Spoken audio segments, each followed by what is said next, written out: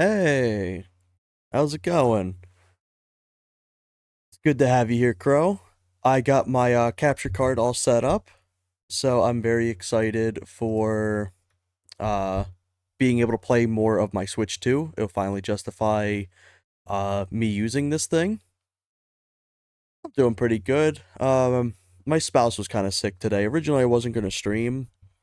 Um like they had a pretty bad fever, but like thankfully they recovered very quickly. So I was like, well, shit. I guess I can stream.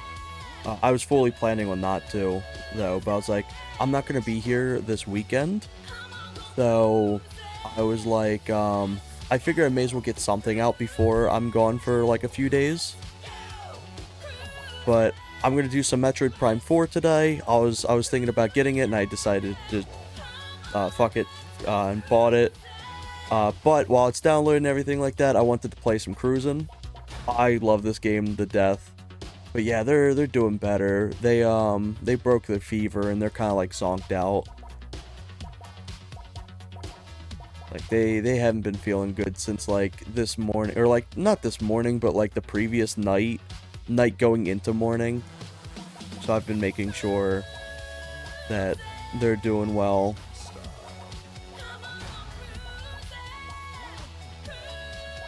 Do some normal. I've played through a ton of this game. I love it to death. Let's start with the night tour. This game is absolutely wild if you haven't seen it. It is like, if you've seen the Cruis'n USA game I was playing, it's like that on steroids. The best way I can describe this racing game, it is Call of Duty-fied. Where like, you know how like Call of Duty games are very like action-y, like everything is set pieces that are meant for like specifically you to interact with? That's this racing game. It is like the highest amount of dopamine you can just possibly get. So I'm gonna play with this one. You can paint your cars, you can do upgrades.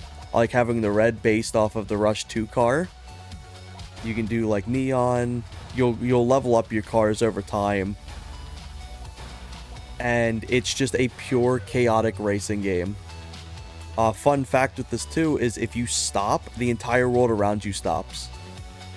These were meant for the arcade for a good while, but out of nowhere they did a Nintendo Switch release. I was like, holy shit, because I love this game, and it adds like so many more maps. Because the arcade only had like 5, I think.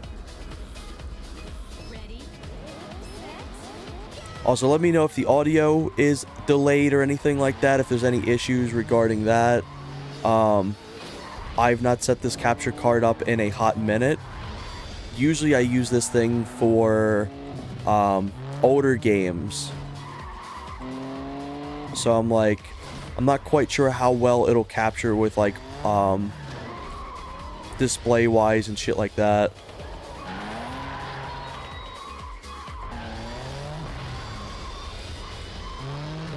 Oh, banana. Did it redeem? I have a feeling. Oh no, it didn't get set up on this one. I'm sorry. In between when I go to do Metroid Prime 4, I gotta fix that. I know why it's not doing that.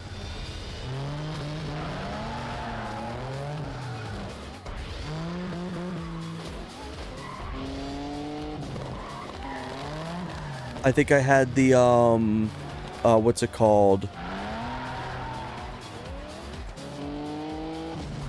Oh, what is it called? The capture audio or the capture source not enabled for this specific one yet.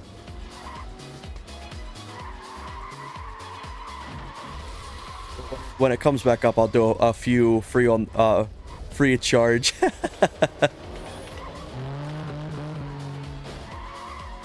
I do really like the fact that I have the ability to redeem the channel point stuff too.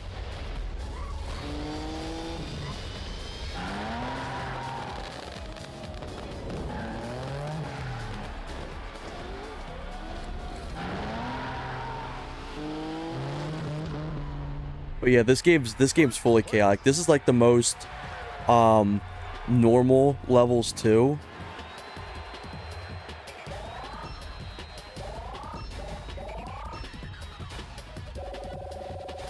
Let me see. Let me see if I can actually add that thing in right now. Browser. I think it's this one. I'm not fully certain it's going to be this one. Let me try and redeem something if it'll appear.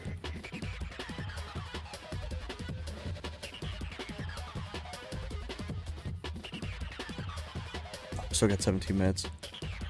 I'll have to wait for it to cool down. Unfortunately, I also have to play by the rules of it taking 20 minutes.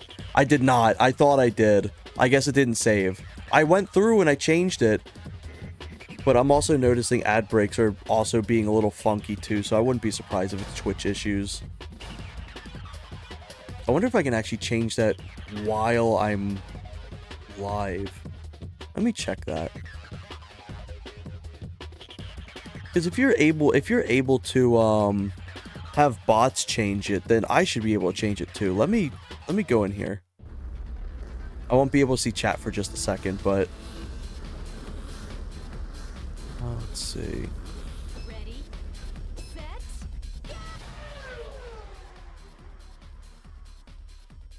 Viewer rewards, pop up in channel points, emotes, rewards, power up in channel points. Okay, I should be able to. Let me edit this. And I bring it down to, let's say, I'll do 4 minutes.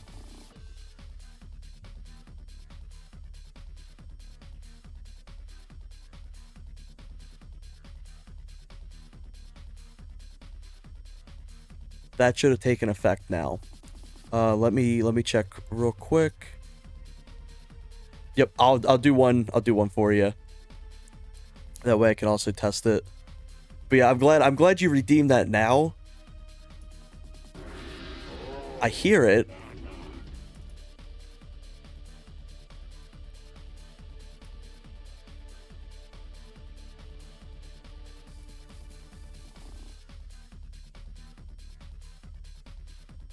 Let me just do something funny and put 2 of them. I think you were able to hear it, right? I just didn't see it appear on screen. So that's going to be something that's also going to be a thing I need to change. But at least the sound's working. At least we got the sound.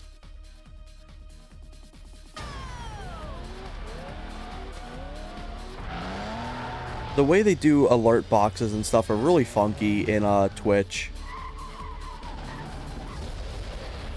So it's definitely a big learning curve for me. I kind of do all of my overlay stuff a little backwards compared to what people traditionally use for their overlays and such, and like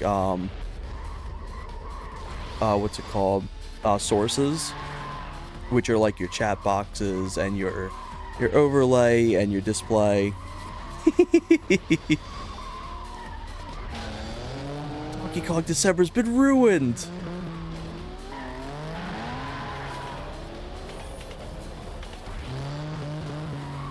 At least I got the sound. I'm glad I got the sound and the time's been reduced.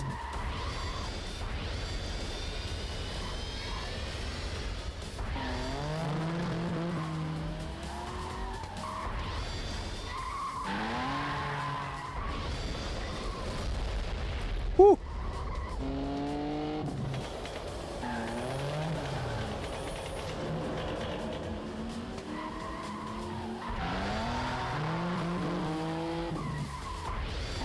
It's been a hot minute since I've played this game, but I love it. This game I used to play whenever I'd have like 5 minutes of free time. I would just go through and like bust out one of these little mini campaigns. First place.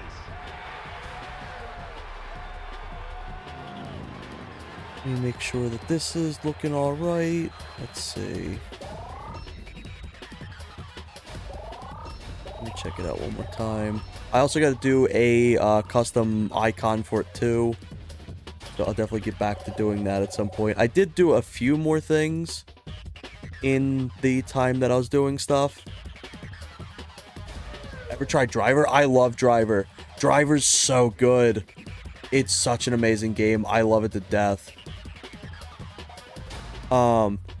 Like, I grew up with Driver 2. Have you seen they have PC ports for the games? They're called Redriver. They're genuinely, like, phenomenal.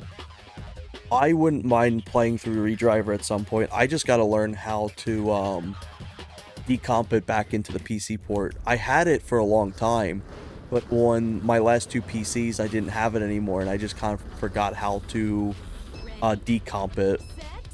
Because it's... Decomping a PlayStation game's a little bit harder than an N64 game, or at least the public. Because you need the ISO, and then, like, you need your copy of the game, and, like, other stuff. Damn, I smoked all of them.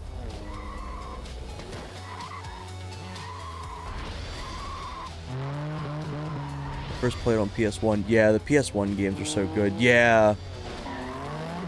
Like, and then there's a little bit of other stuff you got to do for the decomp as well.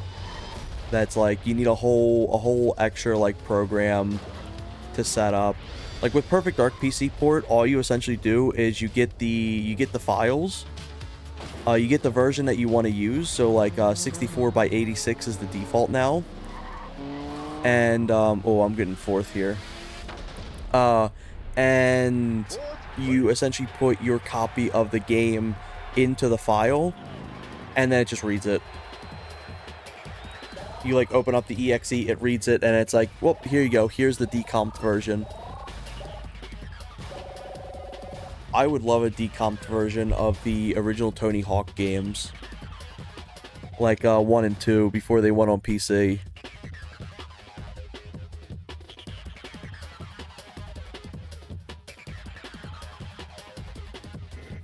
Also, something I'm debating too is with Metroid Prime, I may disconnect the Joy-Cons and use them as the mouse. Oh, dude, don't even get me started on the soundtrack. I love it. I consider my, like, Spotify and my online, like, my music portfolio as just like as a Tony Hawk soundtrack, because, like, I rarely listen to albums. But I will always have, like, one or two songs from an artist on my, like, playlist and stuff. I swear Tony Hawk tainted me. He introduced me to having just a shit ton of different artists at once. It was so funny, because, like, I listened to, like, a shit ton of music this year. And then it was like, congrats, you listened to, like, I can't remember, like, 800 songs or some shit like that. And it was like, and here's how many albums you listened to, and it was 4. I was like, oops. Usually most times I try to force myself to listen to more albums, if that's saying anything, considering I listen to 4. But I try to force myself to listen to albums, because maybe I'll find extra songs I'll like.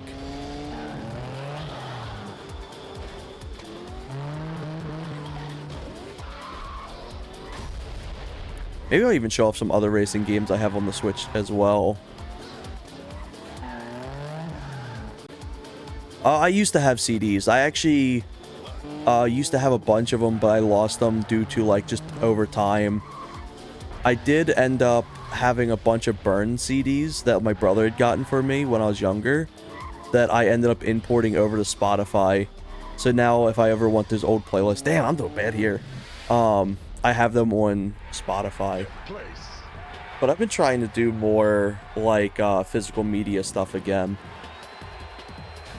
But Spotify is really nice because I can just take it. I can have my earbuds in at work and shit.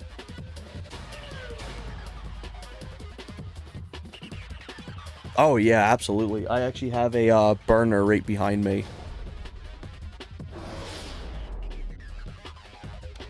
I used to have a CD player, a portable CD player that was like this. I love that thing. I would walk everywhere with it. And I had, like, these little shitty headset that I had.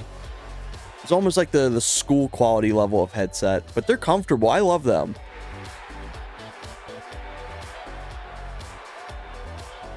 So music's so good in this game. Damn, I got a case of I think like 100 CDs that I need to use. One thing I wanted to use them for as well is putting digital media on there. That way I can like have something in case I lose my computer or some shit. What could I do?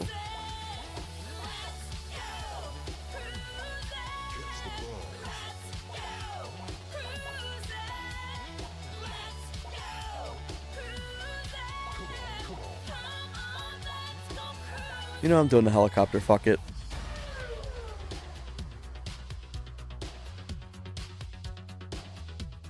Oh, understandable. I really need to get back into getting like a CD player. This year I was actually looking, I got a DVD player again, and like I have my VHS player, like it's actually right underneath this table. So like there's a bunch of stuff I really want to start going back to. Because like having to physically put the stuff in was just like fun.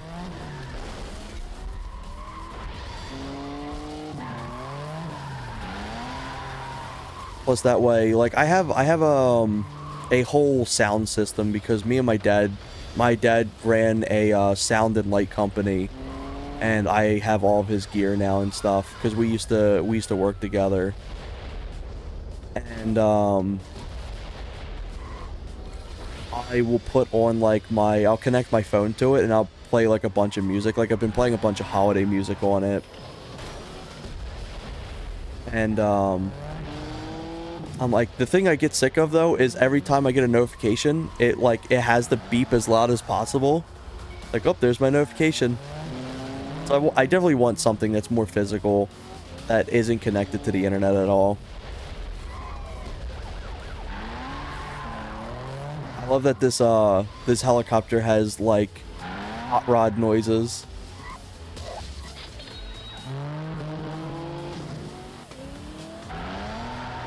Merc really likes this game. I know he's currently doing some stuff, but I hope he catches the VOD because I know he'll enjoy this. Yeah, the helicopter drifts.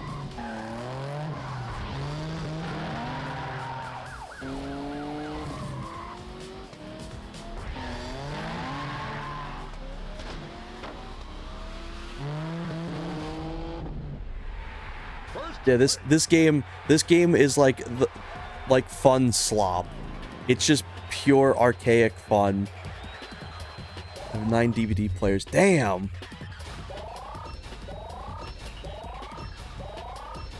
I saw recently the one that's like the really big CD player that like it will pop up and then it folds and it puts down another CD. That shit's really cool. That's like what's that shit called?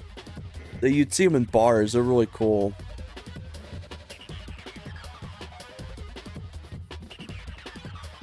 Yeah, it kind of has the same energy as Crazy Taxi.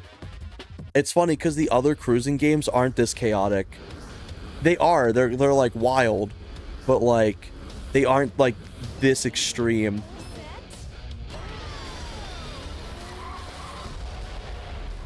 Yeah, I love games like this, like just pure fun. Like it's even to the point that like you can't even go backwards in this. It's just you pretty much just drive forward.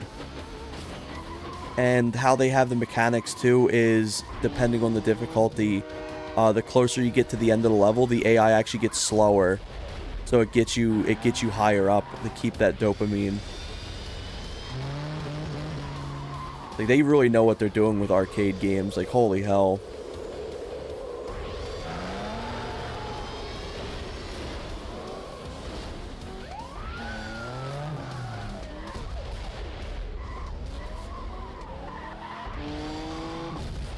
The tail spin into the crash.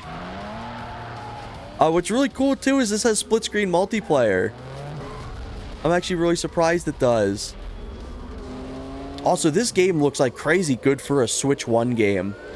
Like, obviously it doesn't look fully realistic, but it's like, it's the art style that carries it. It's kind of like that pseudo-realism, or what's it called? What's it called? It's not pseudo-realism. It's essentially like this is the Super Mario in 2009, where it tries to be overly realistic, but it does it in a way that looks comedic. Yep, there's some crazy shit going on. Oh yeah, absolutely. Like this, have you ever seen the arcade for this? They actually have a photo of it in the main menu. I'll show it off afterwards. But this whole thing, this was a giant arcade racer. You get into like a driver's seat, and the entire thing encapsulates around you. You have a steering wheel, you got like a shifter, all kinds of shit, gas pedals. It's so cool. If I ever had the funds to get that, I would. Like, it's genuinely super cool. I think I got 2 more races, and then I can show that off. Well, like, this thing's so cool. Like, I think it was like 40 bucks. This was a Switch 1 game. Like, yeah, just do it. It's only money. Yeah, I think my my landlords will understand. They'll be like, oh yeah, you buying that? Yeah, you could slide a few months. Yeah, I don't care. You can slide a few months. But it was like $40, and like it ran on the Switch. Like this, like the Switch 2 does not improve its performance whatsoever. This is how well it ran on the Switch 1. I'm genuinely impressed how well this like runs.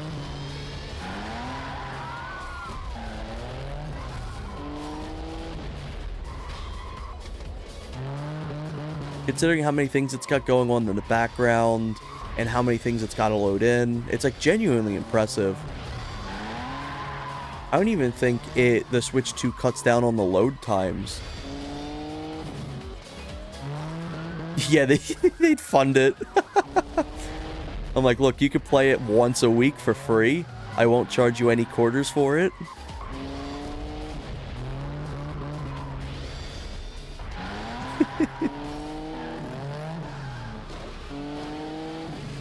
Oh, I got second. Second place. But yeah, I've not really played my Switch 2 since Donkey Kong Bonanza, which I do want to give a playthrough on the stream as well.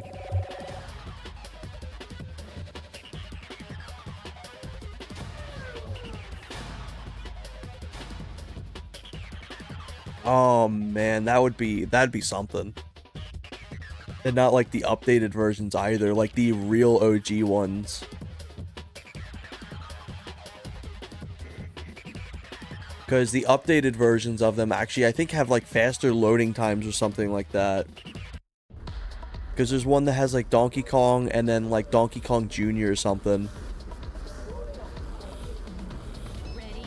I personally ask like wherever you're renting or living. Just give it, hey, can I have all your money? I got something really important to get.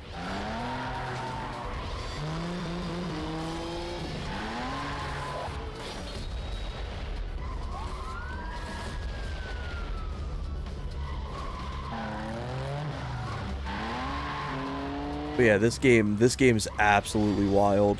It's not a game that you're gonna play like a ton, but it's gonna be a game that you pick up like every now and then for like 10 minutes or so to have some fun. You need time to kill.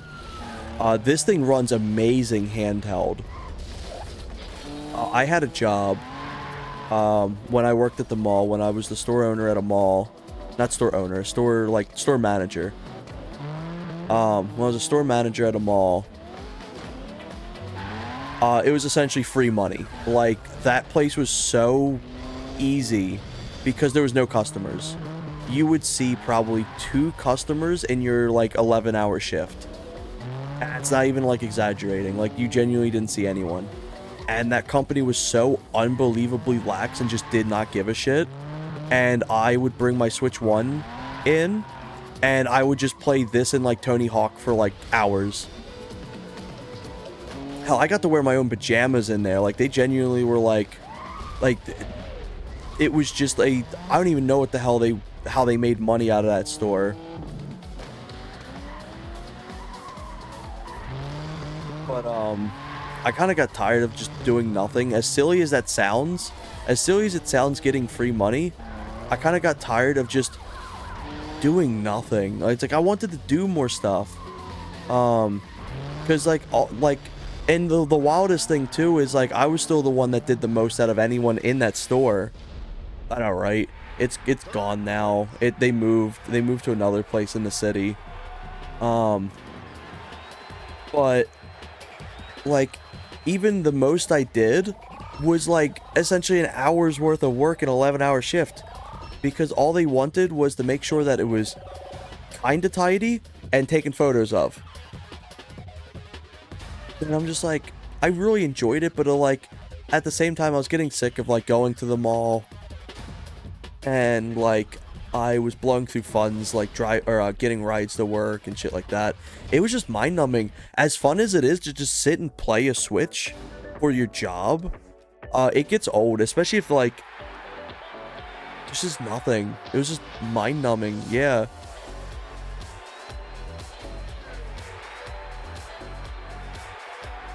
So like I'm very much happier where I work now, because like, oh, it still didn't appear. What is going on, Twitch?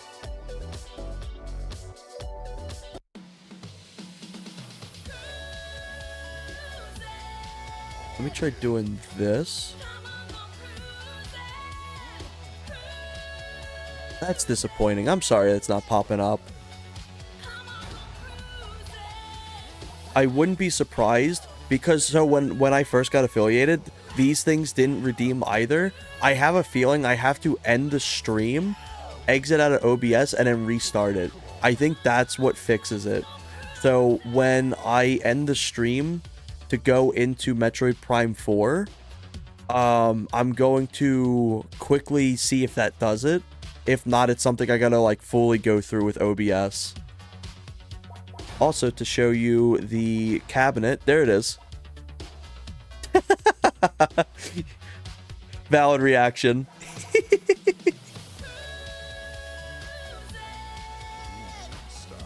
But maybe what I'll do too is I'll reduce down the price to like free or something, as low as I can get it. But yeah, that's the arcade cabinet. Look at that thing.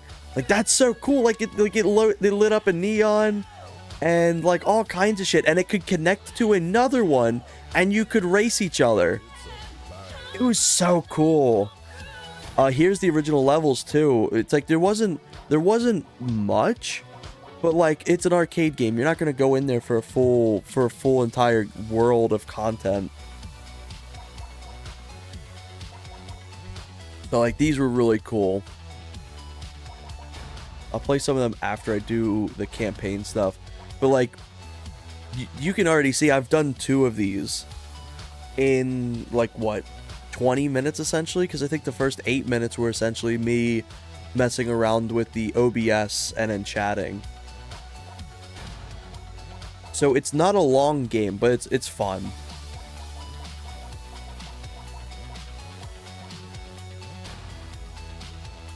Let's see, what else can I do? You know it's unicorn time. You think the helicopter's crazy enough?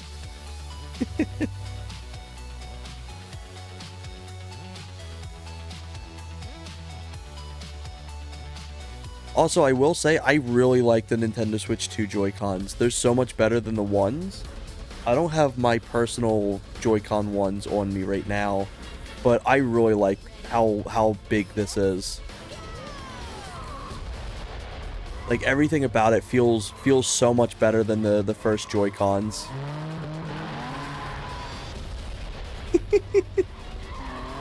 Having the unicorn drift, God.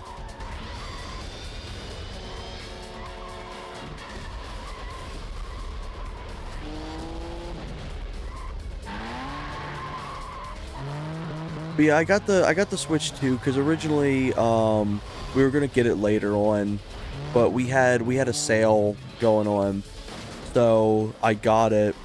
And like I really love Donkey Kong Bonanza. I didn't care much for Mario Kart World at all. It was very bland. It looks beautiful.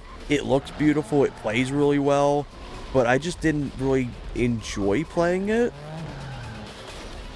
So that game kind of just collects dust. But I really loved having Donkey Kong Bonanza. Let me see. I was hoping it was going to stay stiff and T-pose when I moved. That would be the best. Just completely T-pose. The wings kind of T-pose.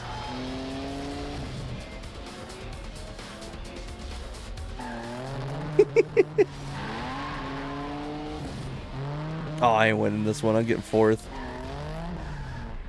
Fourth place.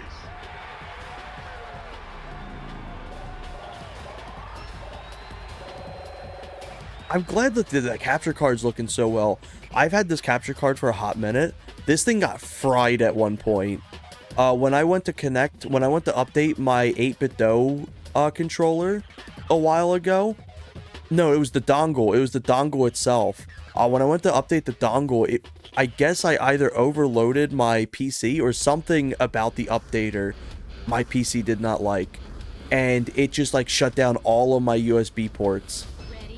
And it completely fucked up this capture card for a bit. I had to actually go in and repair it.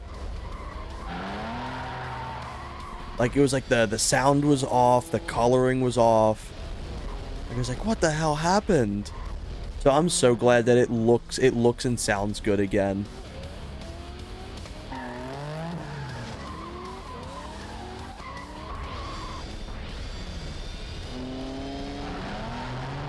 What do I use? AverMedia. I use the AverMedia capture cards. They're like probably the best company for just a simple plug and play capture card. Speaking of plug and play, I was actually debating on doing the plug and play tonight, but I was like, you know what? Metroid Prime's coming out. I want to do some of that. So I have that downloading, and then probably at like maybe like an hour mark or something, I'll hop onto doing that. And then I may even fix the camera so the camera points at my desktop. Oh, the Metroid games, never played them. They're really good. They're one of my favorite series. The ones I would recommend you start with would be Zero Mission. It's for the Game Boy Advance. A lot of people recommend Super Nintendo, Super Metroid, but Zero Mission is technically the first game remastered, and it is like probably like the best starting point. It's the best like game to ease yourself in. I love them.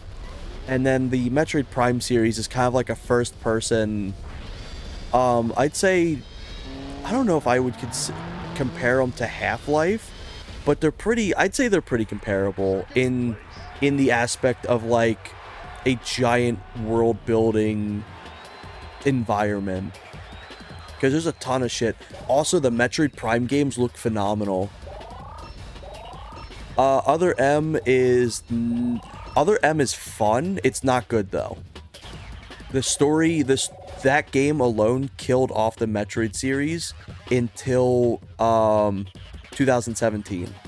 So that game series was dead for like 10 years because of Other M. It essentially, yeah, like Other M has like a really bad story. The characters are really bad. They decided to give Samus a completely different personality. And you don't actually, it's not actually a Metroidvania. It's just kind of like, it's almost like a 3D beat 'em up in a way that has Metroidvania interactions. It's made by Platinum. I think it's made by Platinum. So it's like the gameplay is fun, but it's not good story-wise. It ruined a lot of characters. It like, you don't collect power-ups. You are told when you're allowed to have power-ups. And that's an actual thing. They tell you when you're allowed to have the power-ups. Metroid Warriors. I'm trying to think of the other game, because like the Metroid series was dead for a good while. Like, there was nothing. And then they tried coming back with it was a really terrible, it wasn't terrible, but it was like Metroid Prime something for the 3DS. And you don't actually play as Samus, which, you know what, I'm not opposed to that. I think that's a fun thing. But essentially, like, you kill Samus in it, in that little universe thing, and it was just like it was another spit in the face to Metroid. And then Metroid AM2R came out, which was a phenomenal fan game. I think it's the best Metroid game to exist. I think AM2R is genuinely that good. But Nintendo killed it off the day it released. They were watching this thing from like 2002 or some shit like that. And it released in 2017, I think, and they killed it off the day it released. And then they released the Metroid 2 remake alongside killing off the fan game Metroid 2 remake. And that game is okay. It's fine. I've got a lot of qualms with it. I probably don't have the same qualms because I've not played it since it came out. I think maybe I was overreacting at the time with some stuff. But it was okay. It was fun. I think that's the most important thing, is if the game's fun. But it's the same people that made Metroid Dread. And then Metroid Dread came out and it was so goddamn good. Metroid Dread was fucking phenomenal. It looks beautiful. It runs beautiful on the Switch. There's barely any lag whatsoever except one room. So good. It was hard too. It was hard as balls. Yeah, still waiting on Star Fox and F-Zero. Yeah, I know, right?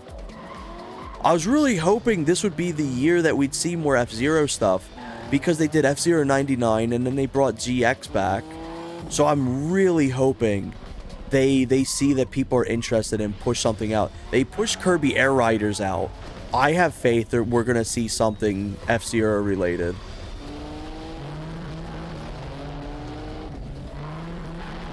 Like, I have full faith in that. Star Fox, I'm not fully sure what they would do. I swear to God, they just love remaking one game over and over. And it's like, you got Star Fox 64, and then you got Star Fox 64 3D, and then you got Star Fox Zero. And then there's like a few other games that like pull inspiration from 64. And it's like, oh, I got a key. There's so many cool things you could do with the Star Fox universe, but they just kind of replay the same story over and over. My friend got Dread for Christmas 5 years ago. It's still sealed. Damn, I feel that. I have games that I've bought or have been gifted that I still haven't played. I got a shit ton of games at one point, and like half of them I haven't touched.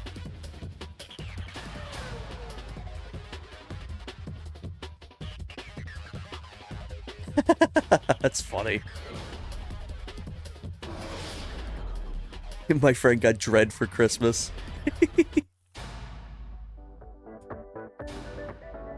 With no context, it's a really funny comment. It's like, oh yeah, what'd you get for Christmas, Dread?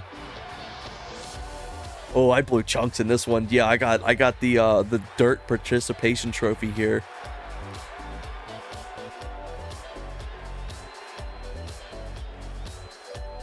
But yeah, the Metroid games were really good. Outside of other M, even the pinball game's really fun. The ones I would recommend starting out with, if you like 2D platformers, or like Metroidvanias as a whole, is Metroid Zero Mission and then Super Metroid. And if you really want to dabble in the fan games, do AM2R, which is another Metroid 2 remake. Yeah, it's broken glass. It's whatever I had in my car before I came in here. Let me show off some of these classic arcades.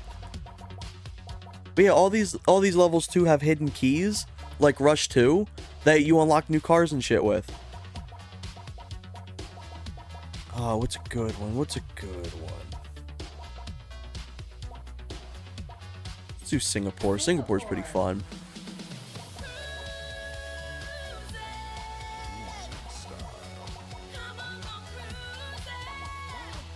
Oh, so this music slaps. It's so fun.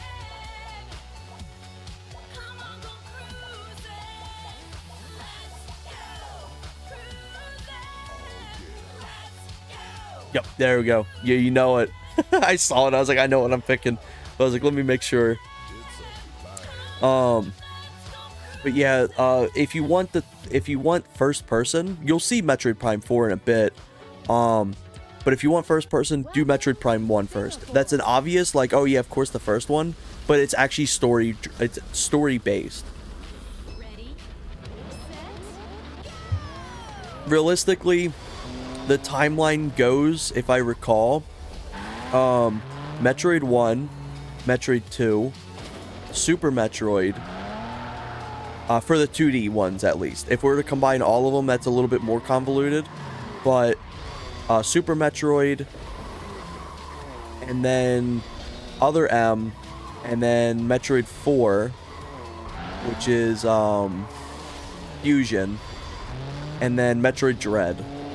Now, if we were to consider all the games, you would put Metroid 1, Metroid Prime 1, 2, Metroid 2, Metroid Prime 3,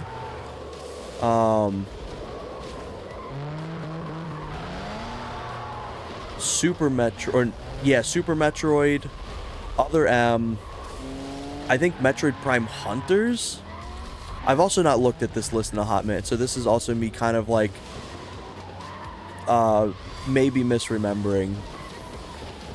But most of it I know is correct. And then Metroid Fusion, and then Metroid Dread, and I have to assume Metroid Prime 4 comes way later. Yeah, pretty much. Like, Nintendo is wild with their games. Hey, it's not Call of Duty Black Ops timelines, and it's not Metal Gear Solid ass timelines. Those are fucking wild.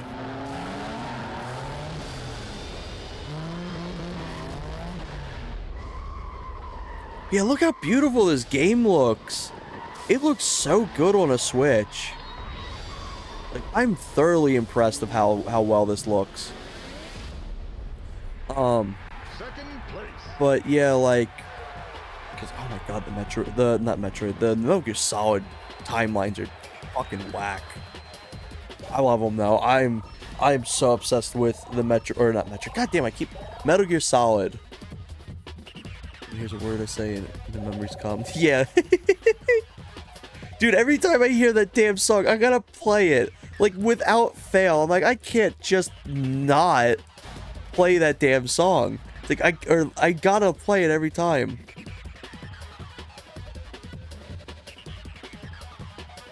I'm really mad. I can't play it on stream or Twitch would nuke it immediately.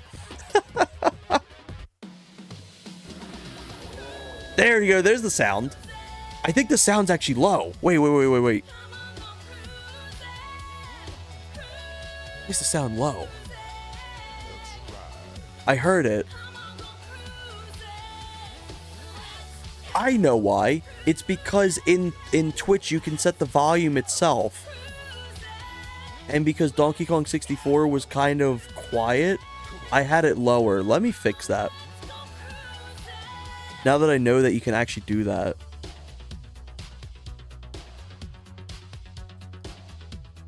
Let's see. Viewer rewards, power up and channel points. Manage power up and channel points itself.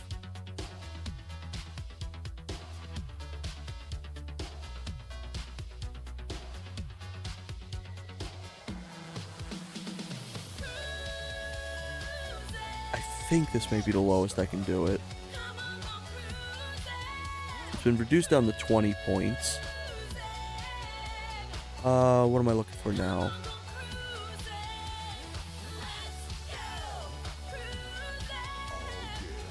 Ooh, something's getting a little funky with me. My mouse. What do I got going on?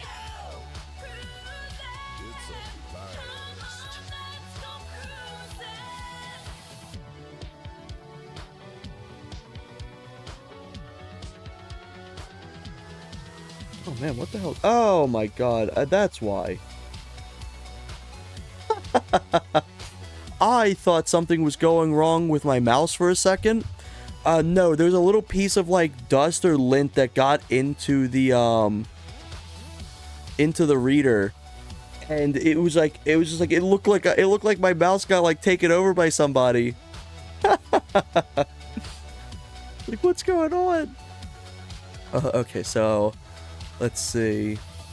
Also, we get the vibe to this music for a bit.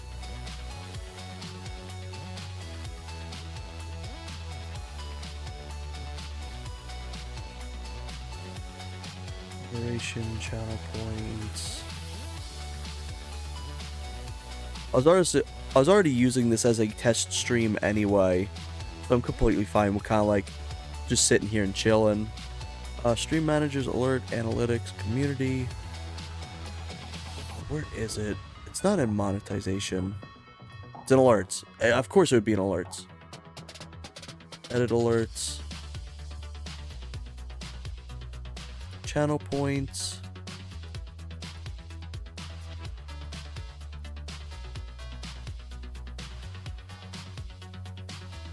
So this should appear. Okay, so it is. I do have to reset the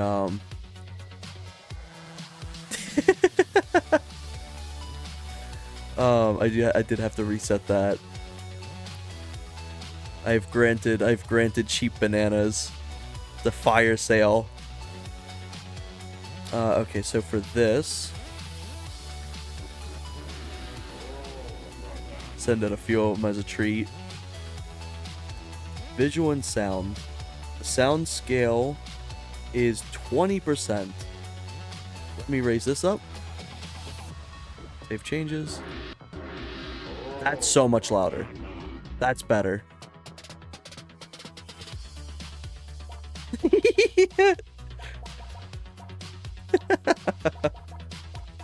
Speaking of, I used to have that Cars like tube TV. That thing was fucking cursed. That would turn on by itself. The internal like little motherboard that reads inputs was like, I guess, broken. And as a kid, I just thought that thing was fucking haunted. It would just turn itself on, and then the eyes just like when it's idle, the eyes just like bounce back and forth, kind of like a DVD logo.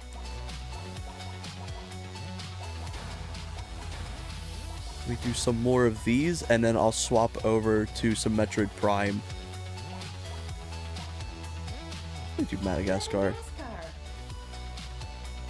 That voice scared me for a second. I didn't process that was that was the game.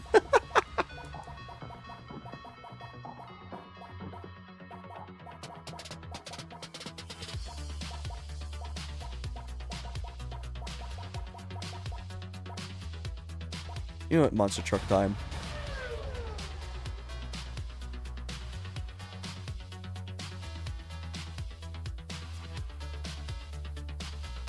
Yeah, like that thing used to just turn on at random. It would be like 2 a.m. and then just a bright light would just turn on, and then there he is. He's looking at you. Welcome to Madagascar.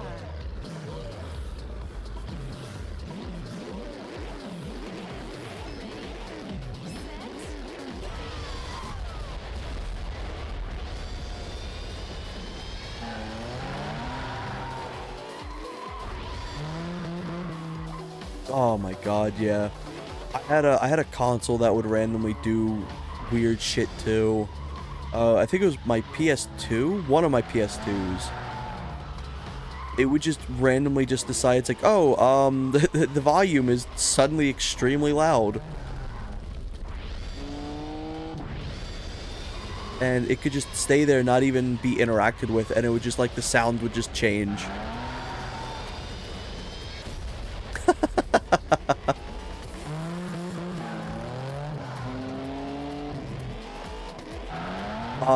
My old computer would just turn on at random. And it was so funny because I found out what the issue was. Whenever you turned the bathroom fan on, the wind, like the movement of air in the house, would cause something inside the computer to register as like an input, and it would turn on. It wasn't connected to the same outlet or power strip or anything whatsoever. It was on the other side of the house.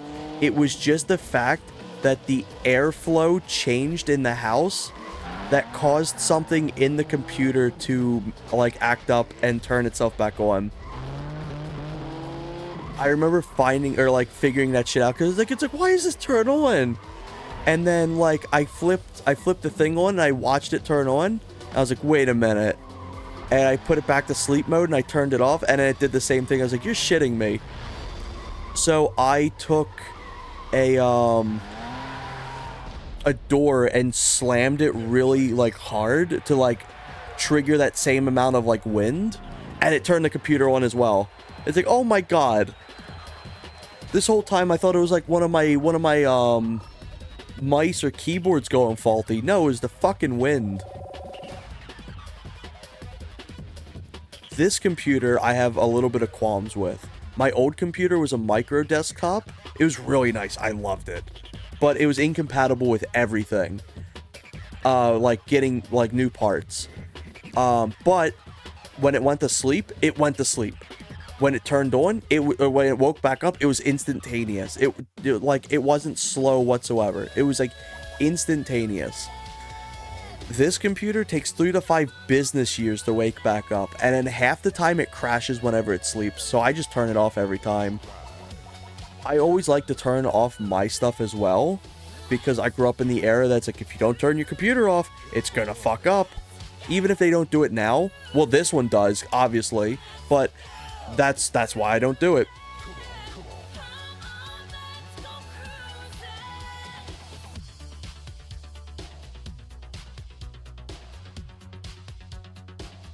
Did it censor the number, or was that just a bunch of hashtags you put in?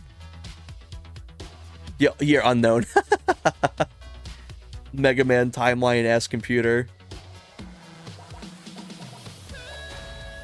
Let me do it. Let me do an insane level. What am I looking for? Dangerous dinos. What can I do as a good send-off for this?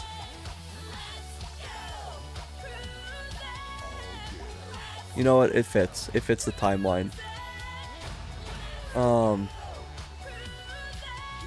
But like I loved my old computer, but it had issues. It was slowing down, and like the parts I needed were going to be so expensive to upgrade it. And then I got fortunate and got this $2,000 computer for like $200.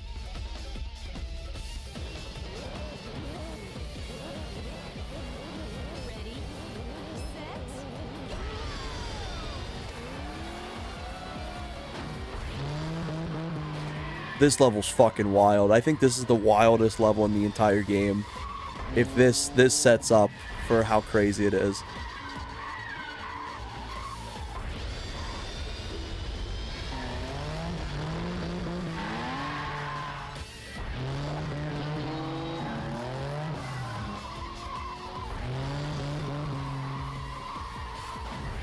It's evolving just backwards, yeah.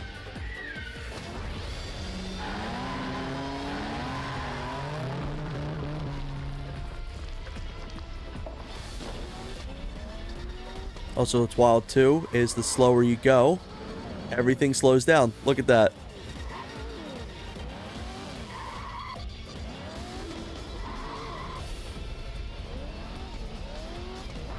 All right, this dinosaur's got torque.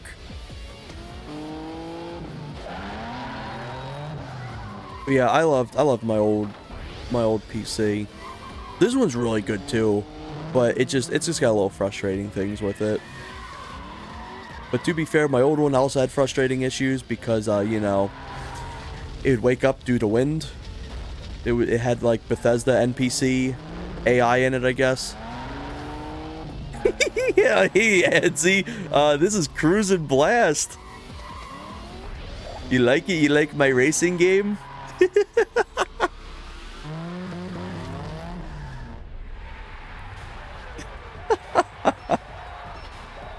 Yeah, Dino, you like my car?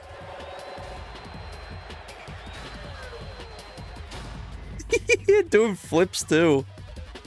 I gotta show you some of the wacky shit in this game. I'll prolong this a little bit more, but I gotta show you some of the shit in this.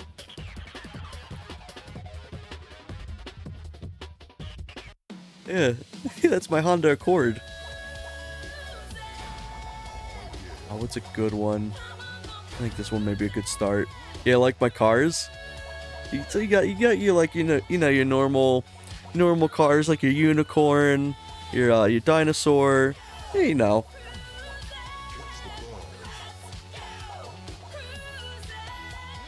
You know, I'll do this one for you, Edsy. Let's see.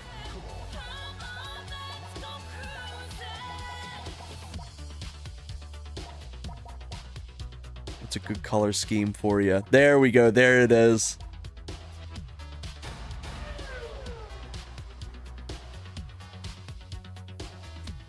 Doing drifts? I love that. I love that comment. This game came out in, I think, 2019? No. It came out 2021. But this was an arcade game. This used to be an arcade racer. And it was tied to just the arcade peripheral for a long time. And, they released it. They released it on the Switch. This is a Switch 1 game. Look how beautiful it looks. Like, it looks so good. It runs smooth. Like, I'm genuinely impressed about how well this game runs. I love this stupid tanker. It just rolls.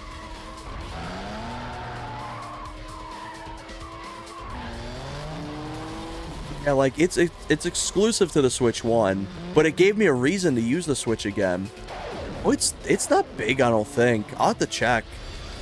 It released at $40 too, so it's not bad at all. It's also got split screen multiplayer, which is really sick. Because the arcade, I'll show off the arcade peripheral after this, because it's actually included in the what's it called? It's included in the menu. For the price, yeah, it was $40 US, but I think it goes on sale pretty regularly.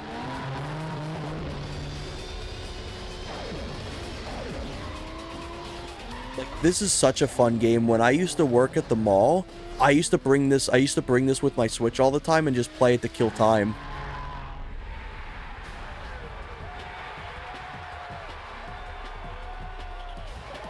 Included in the price. Let me see how big this game actually is. Oops, not close.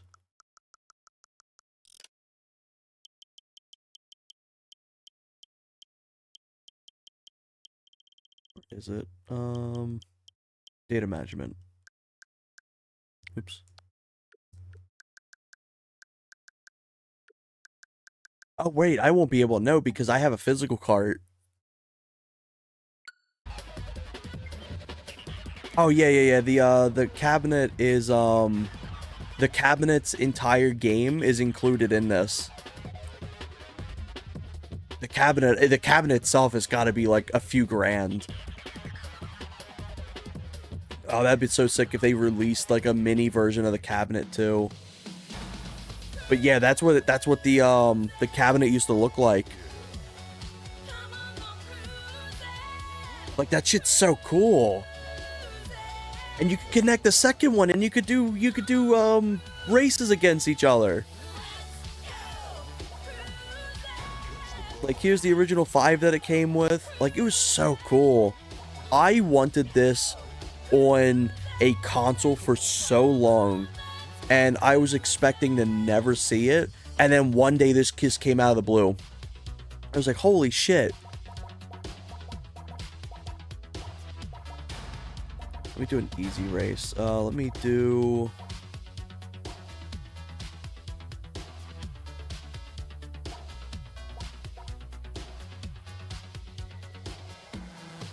Oh my god, like imagine the entire cabinet came in with it.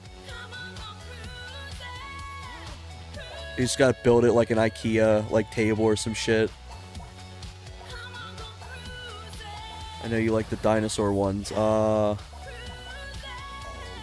me do this one. I think this one's also a chaotic one. Oh my god, imagine if they did like the Nintendo Labo for this. Like you had to build the entire arcade with cardboard.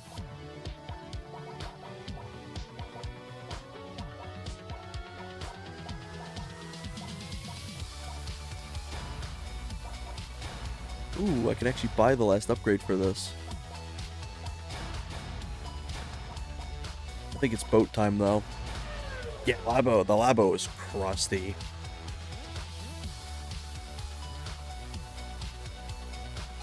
But oh man, I love this game to death.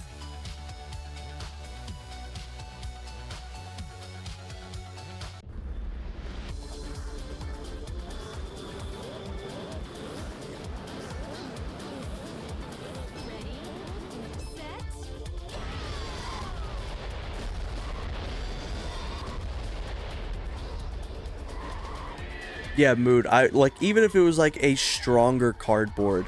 Like it's a sturdy enough cardboard, but for the price, it should have been even stronger. It should have been like plexi cardboard or some shit.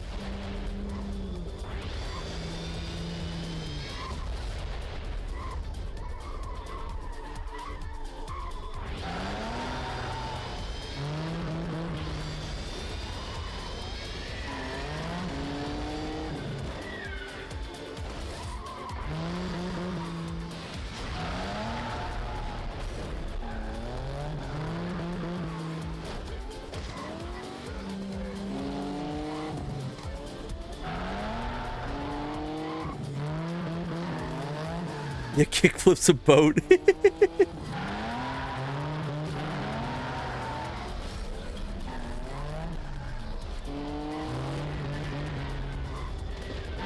There's special inputs that you gotta press to get the specific types of flips that I never remember.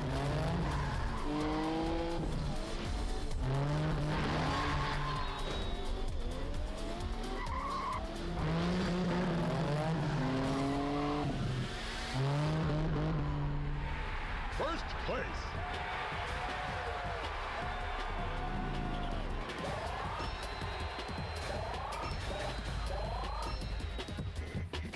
Yeah, those easy CPUs didn't know what hit them.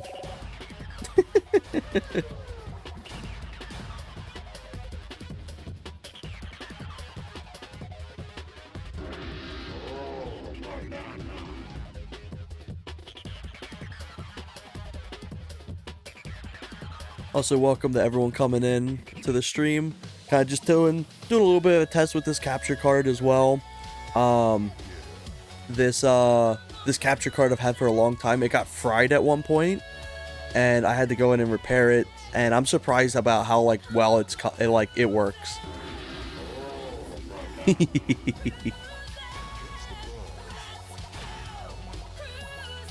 Yeah, there's a good amount of fun like racing games. Usually I will load up all of like my Switch with racing games.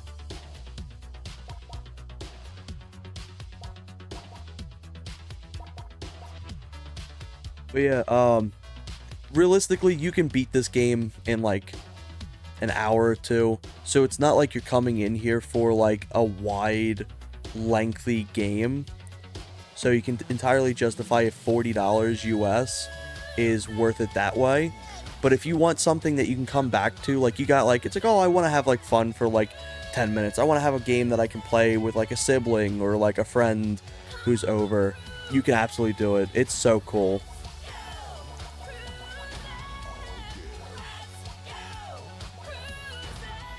And it's even, you can even see all your stats and stuff like that, which is also really awesome.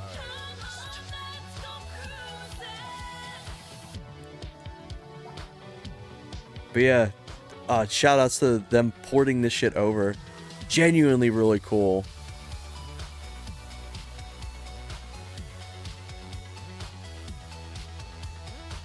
I'm still debating if I want to have me do the keyboard and mouse or just do the normal controls at the moment for Metroid Prime.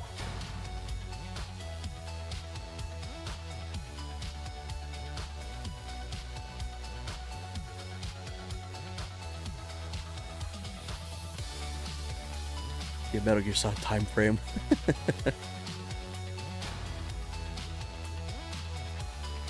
Yeah, I've got a ton of games. I just haven't played this Switch in like a hot minute. The Switch 2 is cool. It's everything I wanted the Switch 1 to be. But I'm just like, it's like, man, it's like, I haven't really used it too much. Maybe I'll swap over to Hotshot Racing's really fun. I swear to God, if it's not downloaded. I bet it's not. This stuff frustrates me though, is the have to wait for that shit to load. Yeah, it's downloaded. Oh well.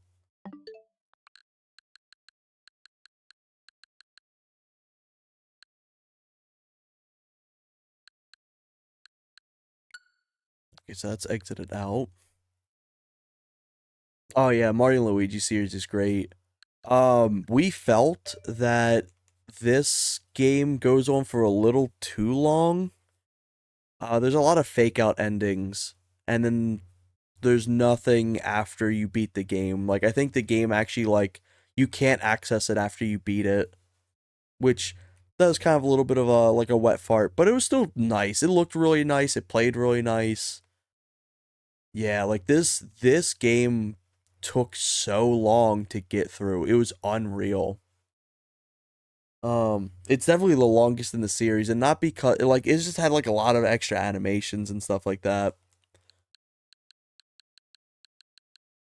Donkey Kong Bonanza, the GOAT. This game was so goddamn good. I loved it to death. I wouldn't mind going a Monster Sanctuary playthrough at some point too. It is like Pokemon and Metroidvania combined, but really good. This is my favorite Pokemon clone to exist. It nails every aspect of the game like flawlessly. And I don't usually don't care for Poke clones. So I guess yeah, I will start doing some of the Metroid Prime. Is that one of the games that's actually on the cart? For Monster Sanctuary? Oh, DK. Yeah, it's a I have it on a cartridge. Yeah, so it's like let me pull out my Switch 2 case. Hey, good to see you, Grim. Hope you're doing well tonight. I was able to do a stream a lot earlier tonight than normal. So I got my little mouse pads here for that. But yeah, I got the physical cartridge for DK Bonanza. That I really want to go through um and play through on stream. I loved Bonanza so much. Oh, tell me about it, Grim. Like last night, I ended up streaming so late, and I was sad because I was like, man, most people are probably gonna be in bed. But tonight, I originally wasn't gonna stream tonight. Um, my spouse, they were very sick. They had 102 fever, and they just weren't feeling well. And like their fever broke, and like they've been feeling a lot better. So they they've been sleeping and stuff like that. So I have notifications on in case they need anything. But originally I wanted not to stream at all. But they're like, "Oh no, like I'm feeling better. Like I'm surprised you're not streaming." It's like I'd rather like spend time make sure you're all right. It's like I can stream at any time. Um so they're feeling better and they were like um they're like they just went to bed. So I'm glad they're feeling better. Let's see. Yeah, no, for the game carts, only select game carts are digital. Let's see. My wife has to get up early tomorrow and have a late day tomorrow, so I'm staying up. Oh yeah, understandable. But yeah, like originally, um, as it was planned, I wasn't going to stream at all because I'm also gonna be out of town this weekend. But like, they were feeling better, and I'm like, I really made sure that they were feeling better because they're like, oh no, you should go stream. And I was like, so I'm glad they're feeling better. I got everything, and when I go on break, I'm going to go check on them as well. But I've essentially spent like the whole like day making sure they're doing well and taking care of them. I saw that, dude. Mortal Kombat can't win. They can't win this month. They had like the poop shit release, and then they did like just the all the AI shit with the book and stuff like that. And then his passing away.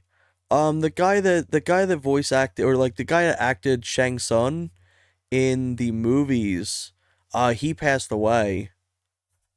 Such a shame. Like, man, seemed like a really good guy. Yeah, it was instantaneous. Usually we wait a day or two before finding out, but like it was like what, like half an hour after he passed? Like poor man, he didn't even get a break.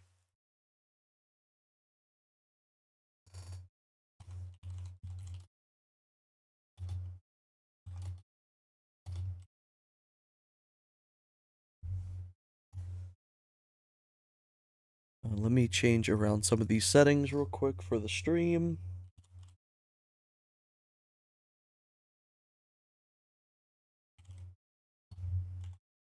Metroid Prime 4? Is it up? There it is. Audience everyone. Switch to.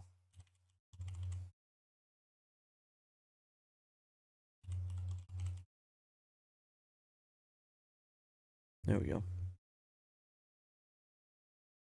Oh yeah, absolutely.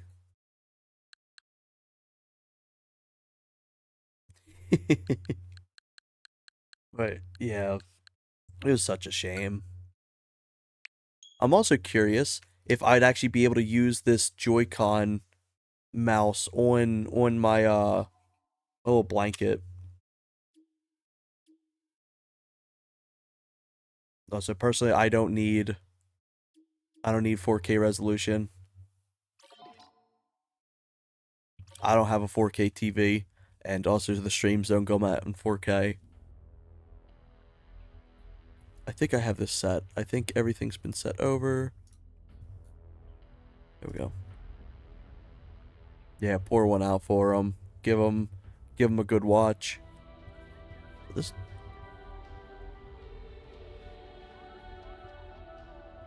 Yeah, I was debating on streaming some Metroid Prime, and I was like, you know what? I've been wanting this game. Like, I should do it anyway.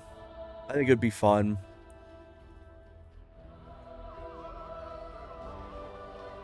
I do love that they have to name it the Nintendo Switch 2 edition.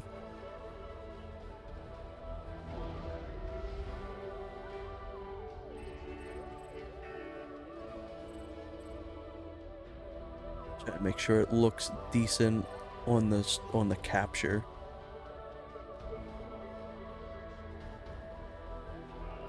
Let's see, dual stick fusion.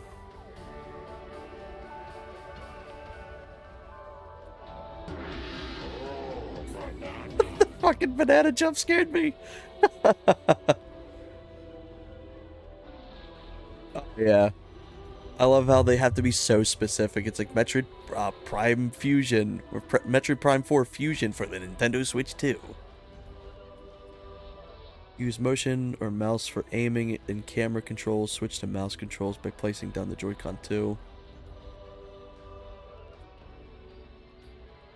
I'm just gonna try this one. Normal.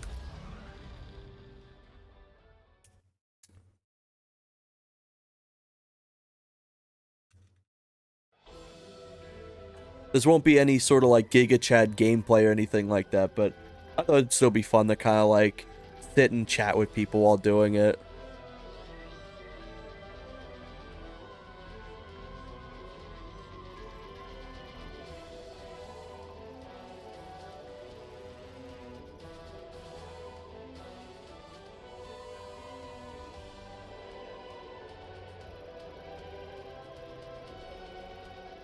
God, the original Mario movie. That one's a fun time. I love that the fact some of the actors were completely drunk during that entire filming. Yeah, it's understandable. I know the Prime were really, because it's like it goes from being a 2D game to like a first-person shooter. So it's completely understandable. I know a lot of people had that same kind of issue. I can kind of pick up and play the 2D Metroid games, but I kind of need to have the energy to pick up like a Prime game. Yeah. And then the enemies weren't even relatively Mario enemies.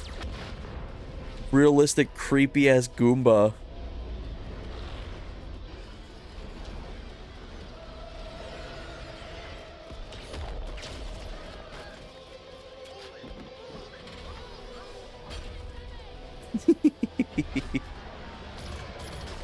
Also, this game looks fucking beautiful.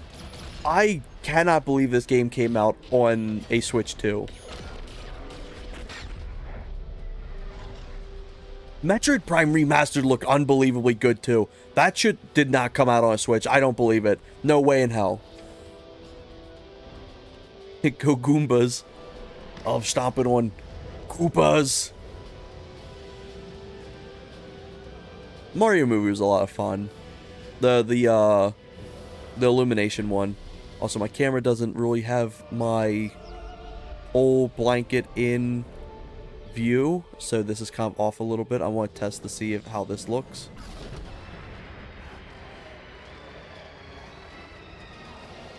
Oh, it's pointer. Oh shit. I actually kind of like that it's pointer.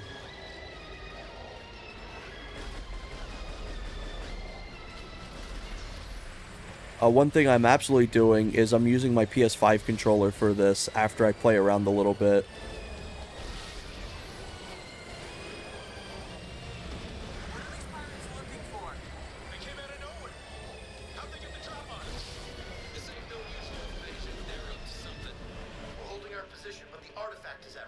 Yeah, oh man, the joysticks in this thing are so bad. They feel rough to play with.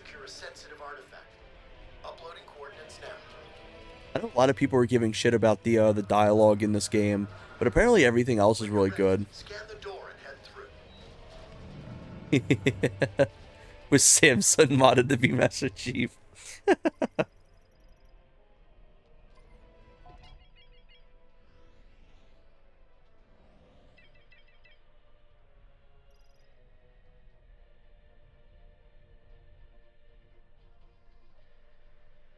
we go.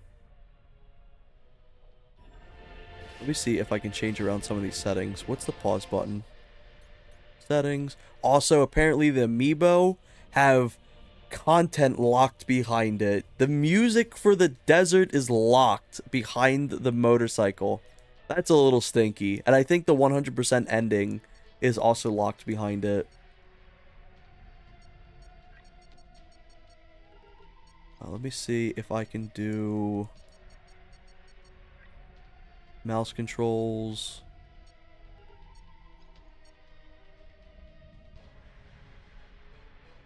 I'll have to see. But it would be stinky if it is. Metroid Samus Returns had an entire game mode locked behind Amiibo, on top of concept art and a bunch of other stuff, so I wouldn't be surprised too. So apparently the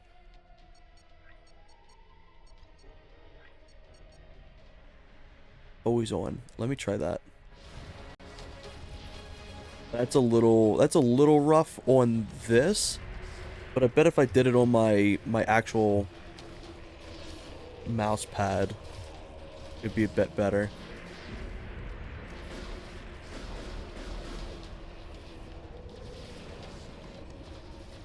That is a little awkward for me to use, so I'm going to just connect this back. However the hell this pops out.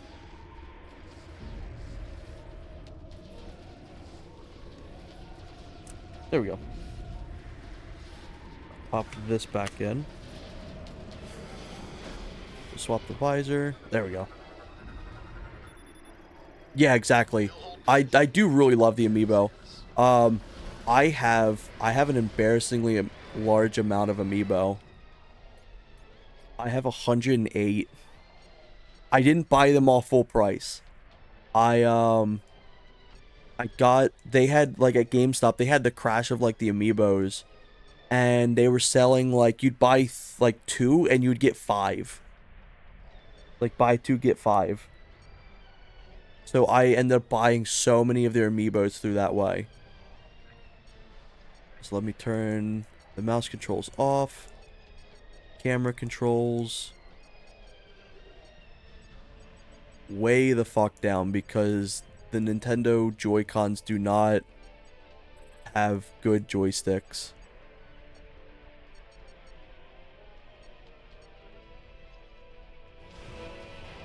Maybe up a little bit. Because the 45 angle they have is just way too fast. So maybe something like 25 will be good.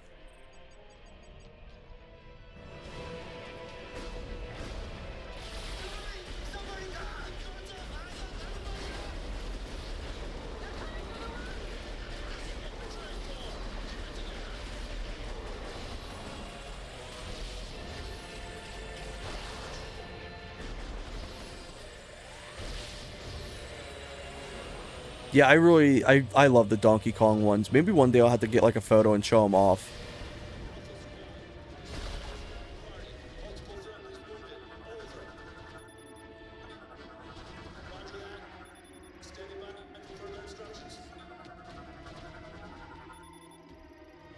Okay, I gotta realize that you have to hold it down. There we go.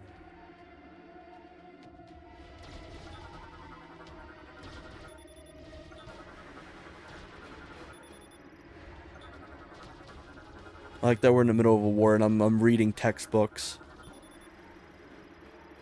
This I always liked in the Metroid Prime series is they show like these little hologram versions of enemies and stuff. They're really cool.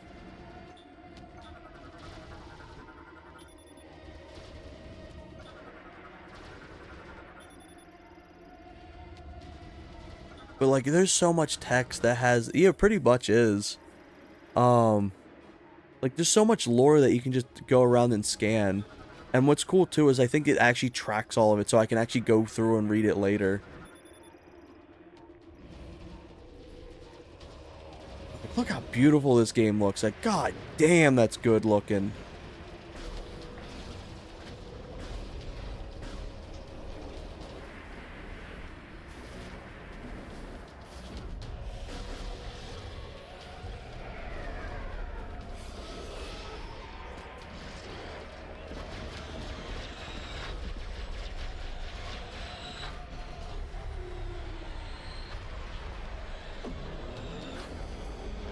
With these mechs, it may as well be Nintendo's Doom at this point.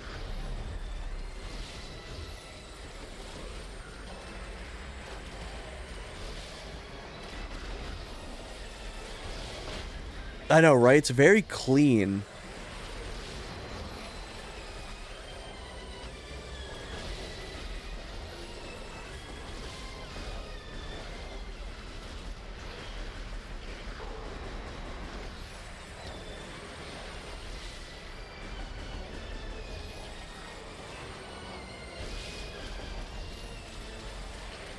There we go. Something cool is your motion controls aren't tied to the camera until you hold down the aim button. I really like that.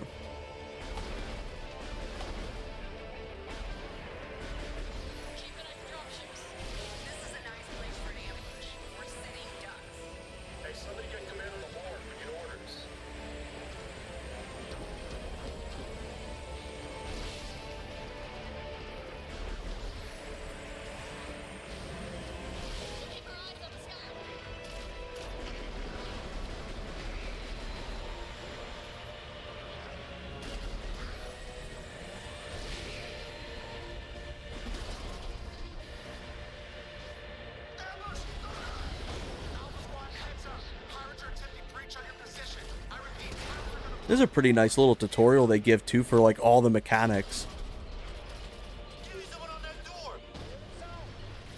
They feel like actual useful ways to show you how to use your abilities. It's not just like, oh, press this to duck. It's actually got some like use to it, like a little bit of world building to using your abilities. I'm gonna read him. Oh, he got churned. Let me look at you. I'm gonna look at you with these big ol' eyes. All right, now you get to die.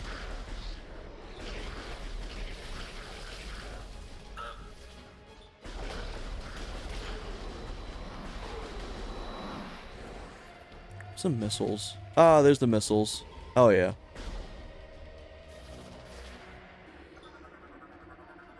I'm so glad there's so many different customizable controls in this game, because if I recall, Metroid Dread had like no customization.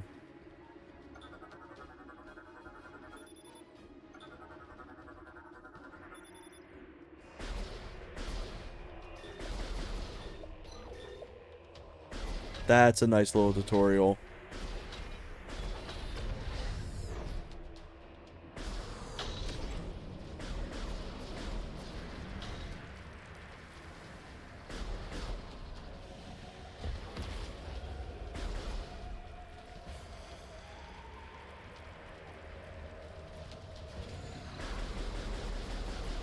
I know, right? That shit went on forever. Oh, right. I probably gotta read it. Metroid Prime really did, or not Prime, Metroid Other M really did kill off the franchise for such a long time.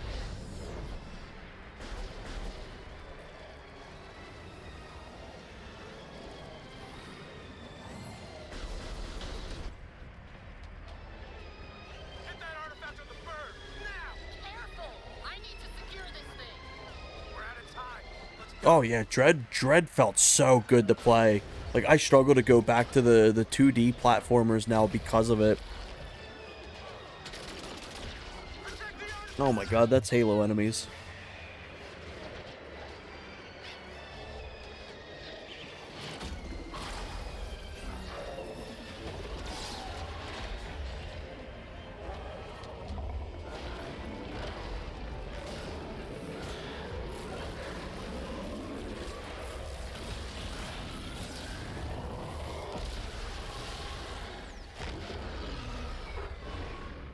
I love Zero Mission so much. It's so fun.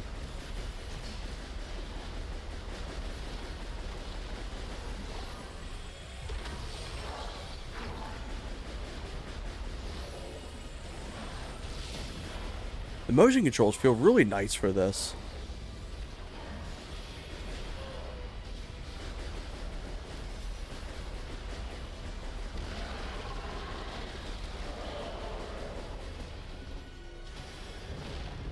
I wonder if it has a, if you have a way to... There it is. There you dash.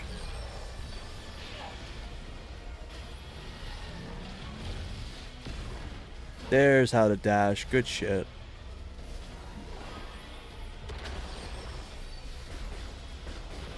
Okay, so that's the ball. Gotta get used to that.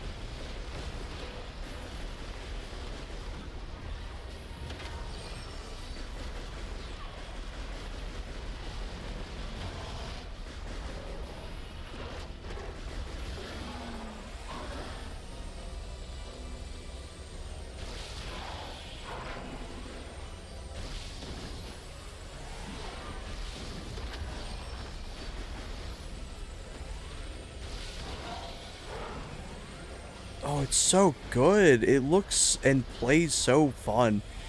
I can play this with the Joy-Cons and still have like a good time and feel responsive with this. I'm absolutely going to swap over to my PS5 controller though to play this, because that just plays Metroid games significantly better. But this feels so good.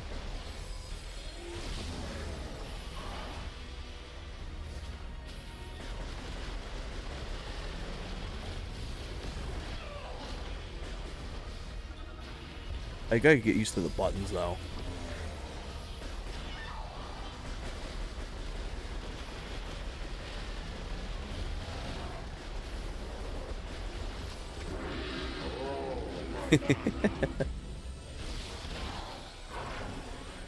Big dog boss.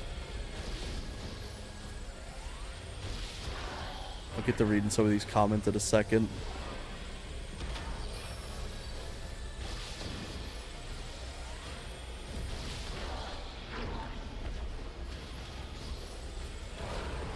Ooh.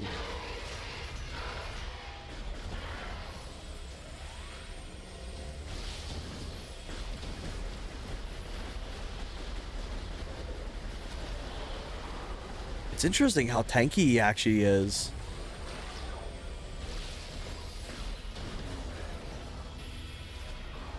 That's the button I needed to remember. There we go. He dead as hell. Okay, let me read these. Big dog boss. The only redeeming quality of other M is the PTSD Samus had.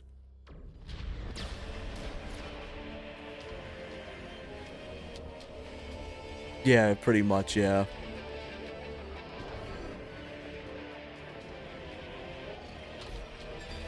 Ooh, here's Cyrax, finally. He just appears at the end of 3.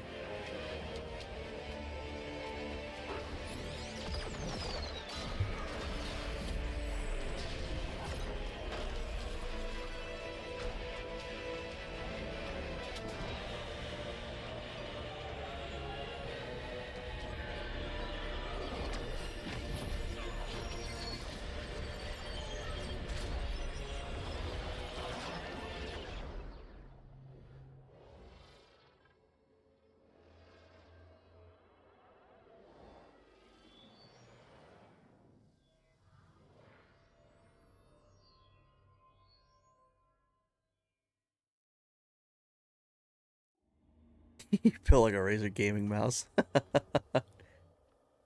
Yeah, I know, right? I'm waiting for Samus to be boneless.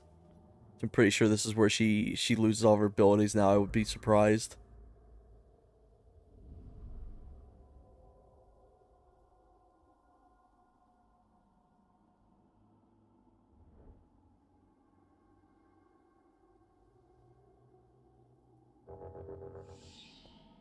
Yep, there we go. Oh, no, I still got it.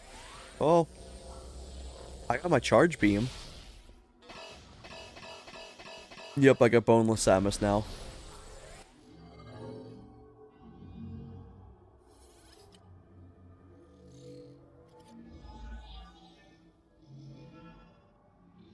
Got a text message. Let me check something real quick.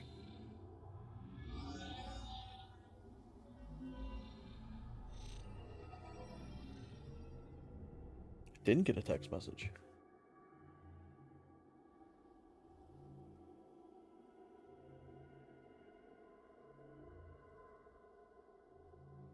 Boneless pizza with only left meat.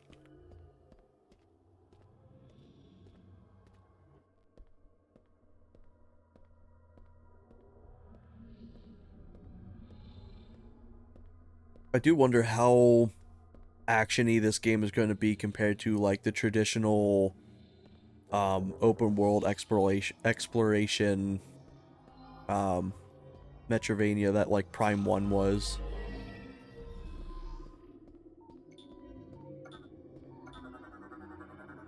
I love the fact they still use the original sounds too. Like that's a nice detail.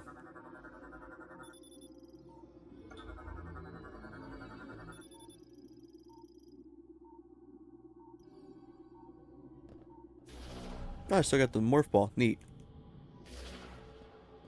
What else do I got? I got the morph ball. I got the visor still. I don't got any of my other abilities.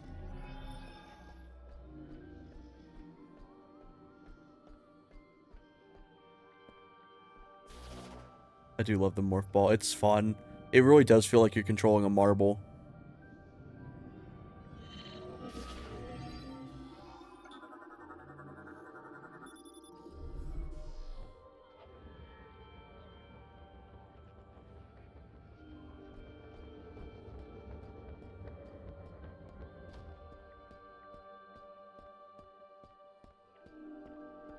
Also, something cool is when you shoot, you can see your reflection if there's explosions close enough to your visor. I'm so glad they keep that around. That was such an impressive thing to have back on Prime 1 for the GameCube. Like, holy shit.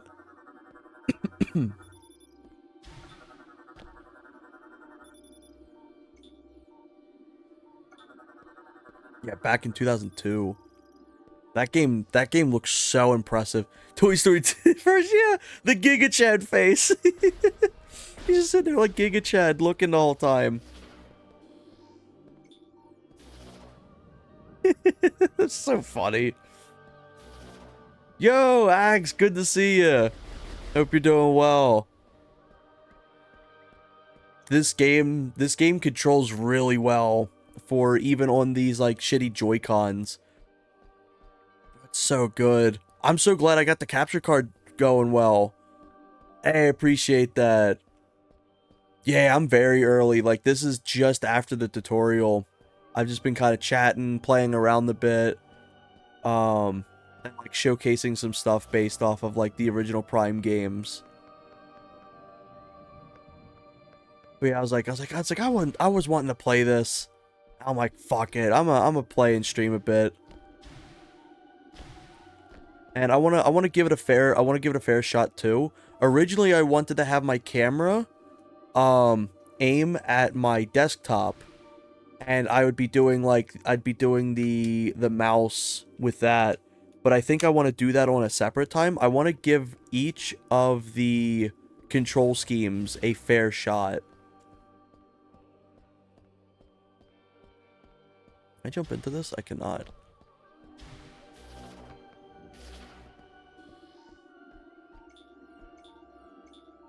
Matches. No matches.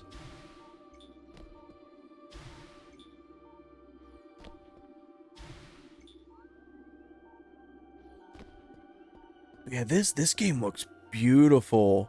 Like, it's unbelievably impressive. Like, I do not believe this came out on a Switch 2. Like, just the weapon itself, you can see all, like, the little detailed bump maps and shit. Like, so good.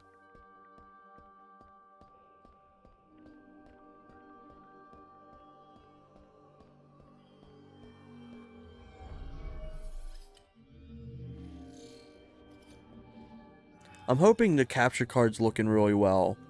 Because, the capture card was, fried from an issue that came in the past. I had to repair it. And it looks and sounds like it's going really well. It connected immediately. It looks like, I'd say 95% as accurate as like the actual game. I love to stay for the whole stream, but I usually do, but I gotta go. Yeah, I appreciate you, Crow. You've always been here. You have a good night, my friend. You take care. But yeah, I remember when Metroid Prime just like blew me away when I first played it. It really is, like, it's funny to say, because it's like people are like, oh, it's like it's easy to say it's Metro or Nintendo's Halo, but I'd say it's like Nintendo's Half-Life. Scanning range. What do you do? Oh, he's reading. It's like they just have so many unique things. Like you interact with so many like physics-based stuff, or different weather types and shit.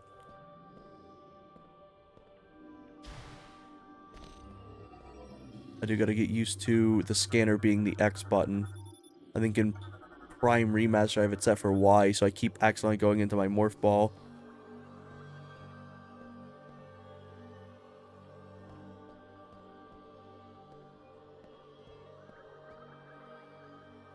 Am I to read that?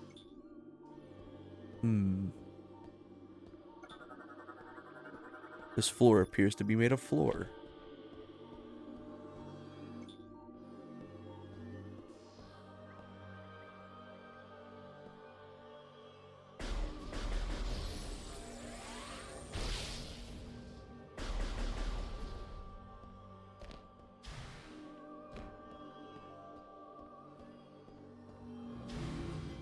Oh, now it's doing stuff. Okay.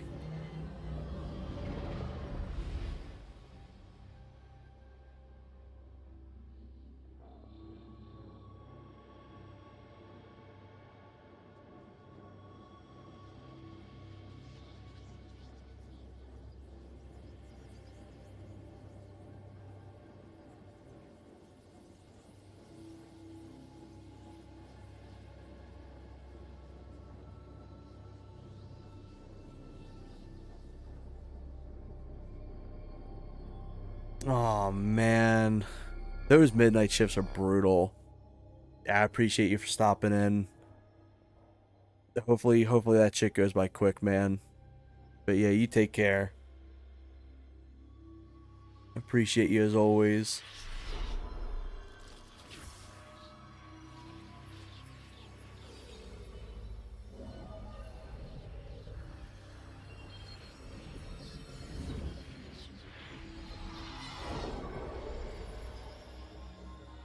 Yeah, you good. You take care.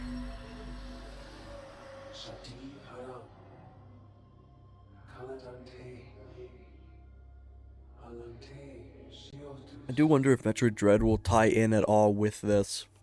You know, Metroid Dread, I think, is at the complete end of the series. Psychic Crystal. Ooh.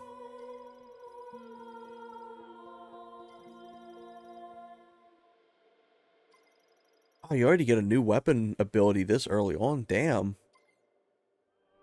So on the D-pad?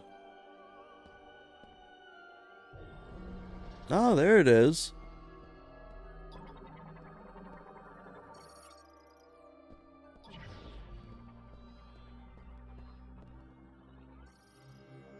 The vibration's really good on this too. You can kind of feel like if you're scanning something, you can kind of feel almost like a little bit of like an electricity feeling in the scan, in the vibration.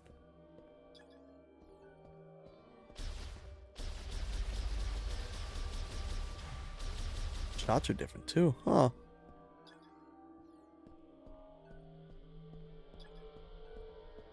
I mean, I can rescan this.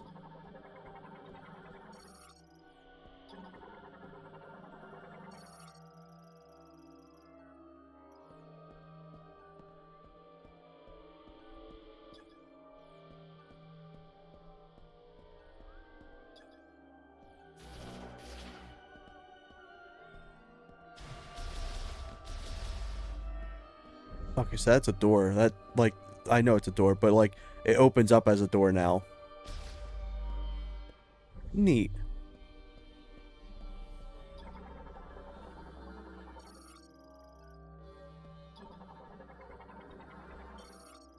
Ooh, that's cool.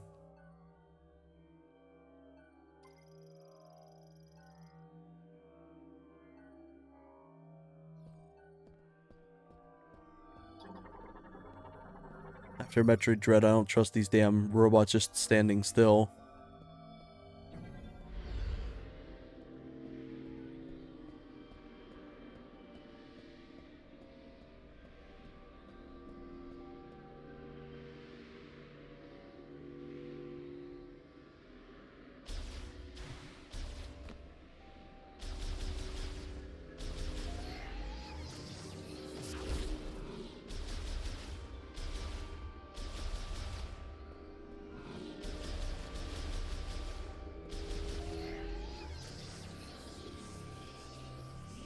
Damn, that purple looks so good.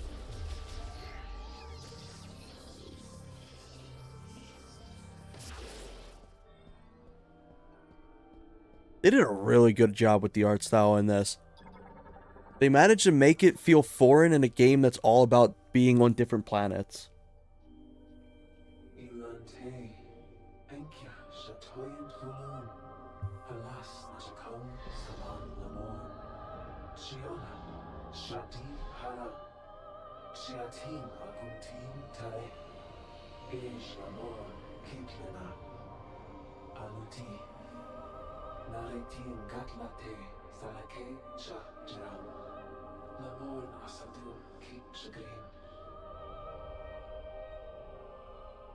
Shadi Haram, Dunshi Zanati, Javirus, Sege Osam, Enkia Richanyo, Enkia Shatasek Salan Lamor, Kazdul Charan, Sachana Kalan, Dala Hechus, Eslatin Kinyotara, Sege Osam, Kinshasa, Santio Donitsen, Dojensi, Ensure Itzi Atikash Amui.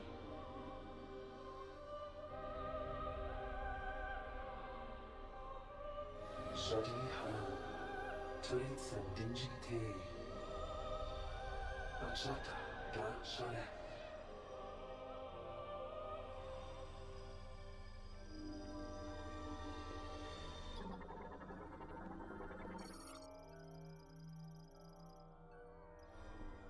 Hmm.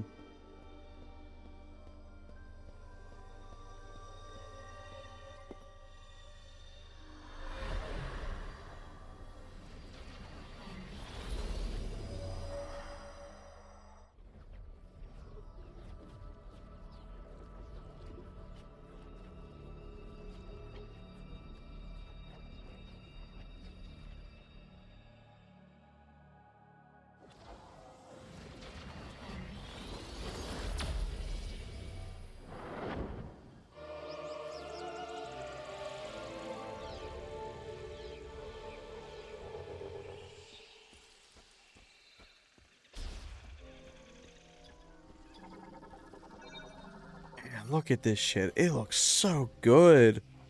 Like, I'm still very impressed that Metroid Prime 1 even released on the Switch and looks as good as it does. You got this? God damn. Like, it's impressive. Like, I would, like, you'd expect to see this one like a PS4 or like PS5. Not like a Switch 2.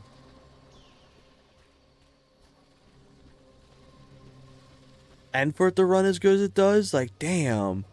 They really put in some, like, high quality optimization for this.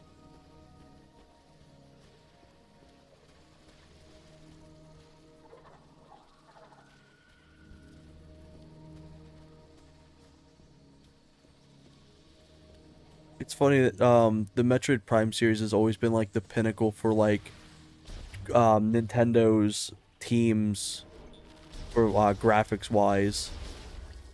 Look at that lighting, it's so good.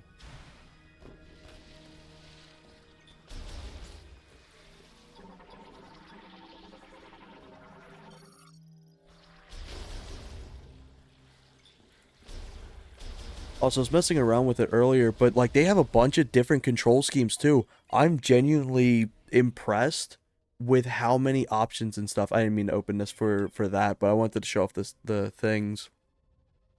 I Prime for the GameCube, but gave it up to a friend. I've never played it. Really, it's really good. Like you can either get that or like they have the if you have a Switch or a Switch 2 at all, they have the Metroid Prime remaster. It's one of the best remasters to exist. It's so good.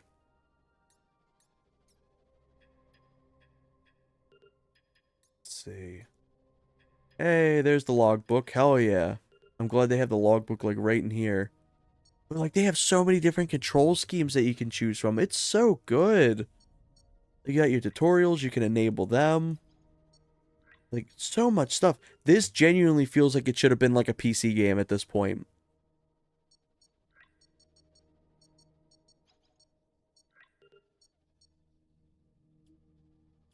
Let's do headphones. I think the headphones sound good enough for streaming. You can change your control schemes. You have your standard and your motion control ones. You can change your camera sensitivity. Like the previous Metroid games didn't really have as much, especially like on the Switch.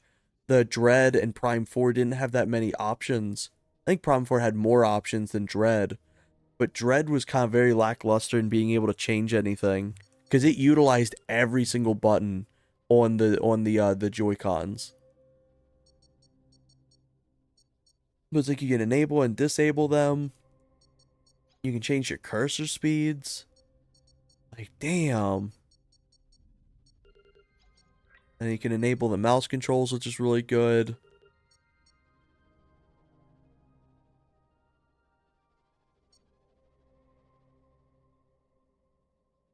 Oh, it's so nice.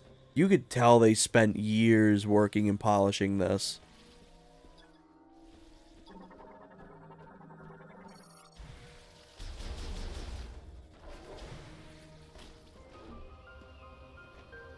Like, I know people had the biggest qualm with the upcoming character because he's got like Marvel dialogue, but like at the same time, we had other M dialogue before, so it's nothing new.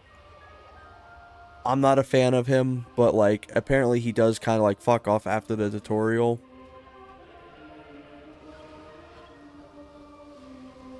God damn, that looks good. Ooh.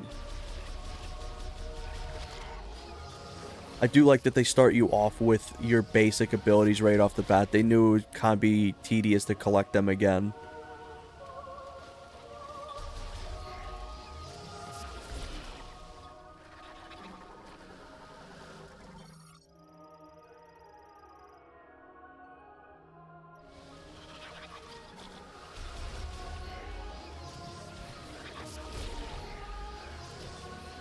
Also, the fact that, like, you can have it where your aimer's only affected by motion controls when you're aiming, that's really cool. I love that.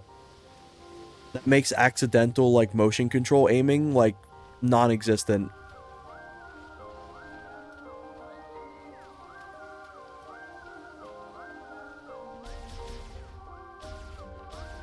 Oh yeah, the only thing that the Metroid Prime Remaster doesn't do properly is the world lighting.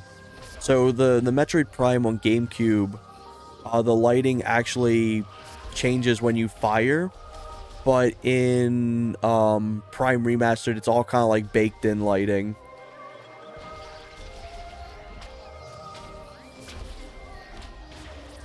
Wait, let me read him. I guess not. There we go. Looks like their weakness is up top. Oh, I killed him.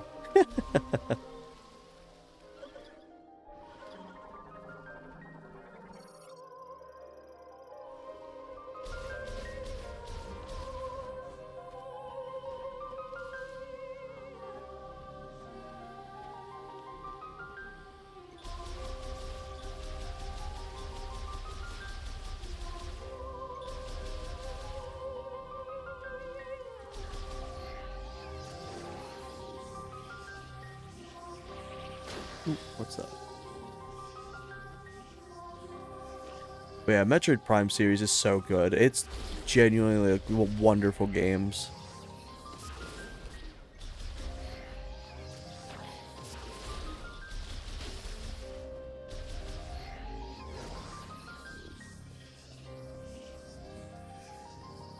Looks like I actually start off with a with 2 bars of health too. Huh.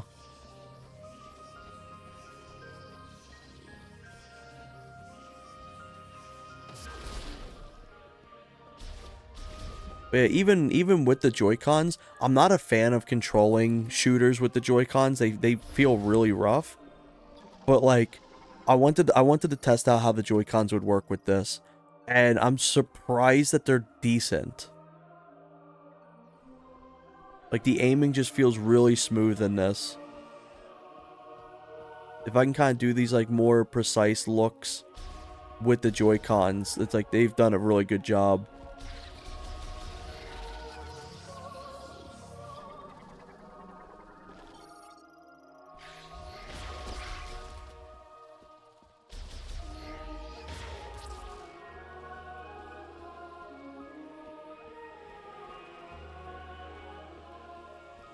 The lighting almost kind of reminds me of when they did the Zelda teaser on the Wii U, when it was kind of like a mix between Twilight Princess and Skyward Sword before they decided to do Breath of the Wild.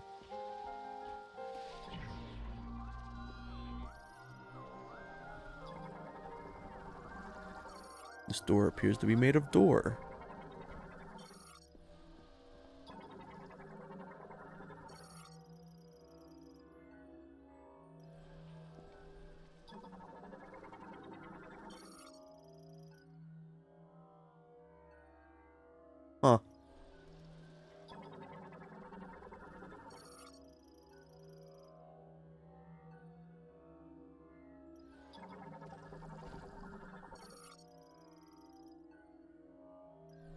I'm so happy how much Metroid stuff we've been getting the last few years.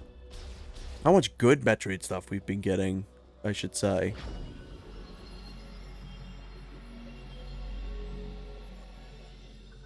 One thing I'd like to stream at some point is they have a Metroid 1 randomizer that people have made custom maps for. I've even made custom maps for it. I'd love to show that off. That's a good pose.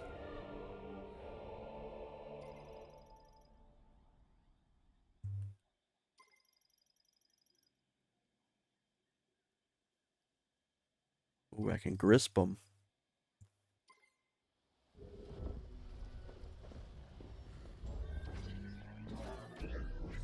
Oh, okay. Interesting.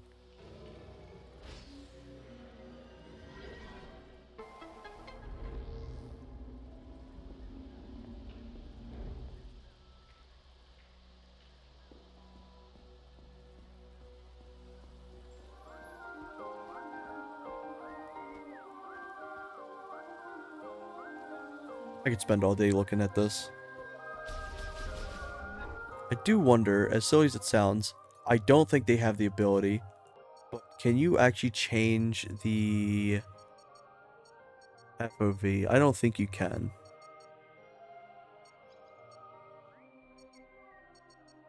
Nah, it doesn't look like it. That's fine.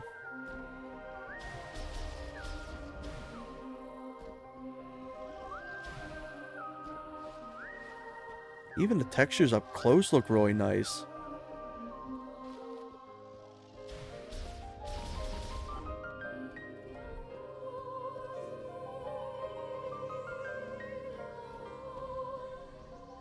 So it looks like I'm gonna need to grab like... Yep, there it is.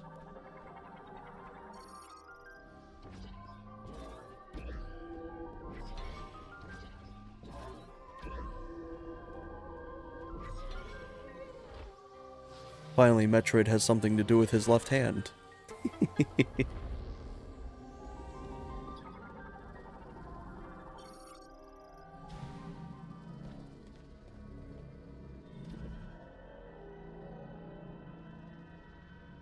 Oh, shit.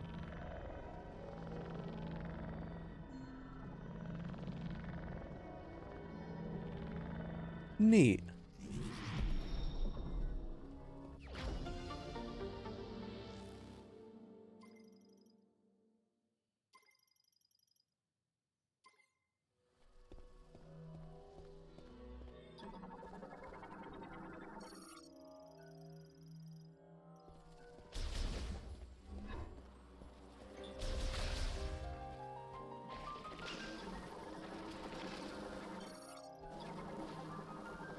So for someone, for something, for those who may not know as well, when you scan objects and enemies, it'll actually help distinguish weaknesses and stuff from them too. So it's always very vital to scan enemies that you see. Like some bosses in like the original Metroid Prime would take so little damage until you would read up on where to damage them, and then they would like die so quickly. Like it's really cool.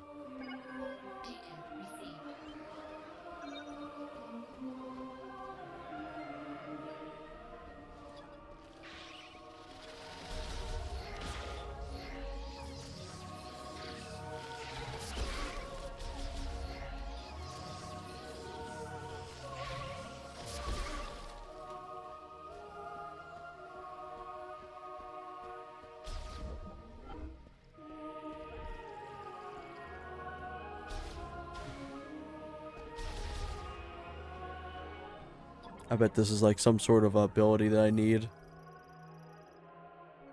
Explosive force, yeah. Ooh.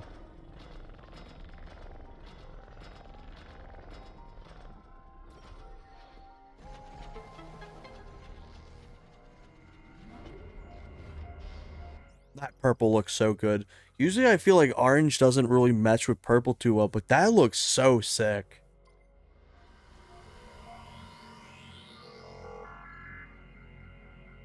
I am going to take this moment, however, to refill my water. So I'm going to do a little BRB, and I'll be right back. been doing like 2 hours. Definitely take a little break. So I'll be right back. Give me 30 seconds to a minute. And here we go.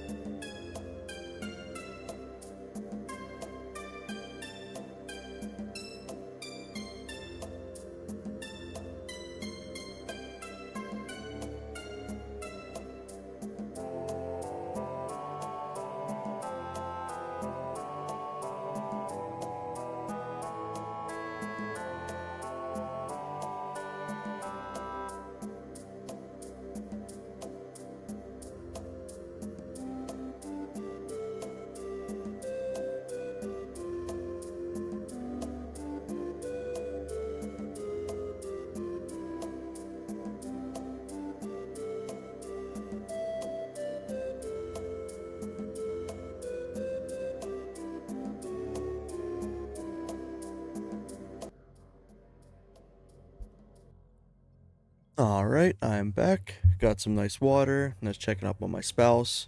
They're doing alright so far. Ooh, that's a big area.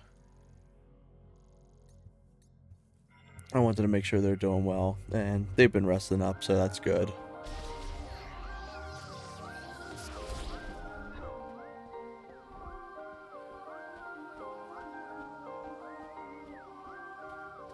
Something I normally use for my controllers on the Switch is there's an 8-bit DO dongle that lets you connect any type of controller you want to it.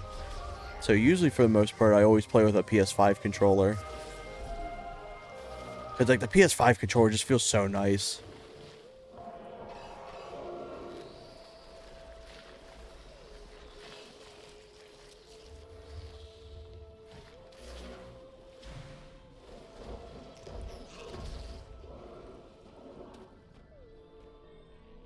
Oh, I missed them.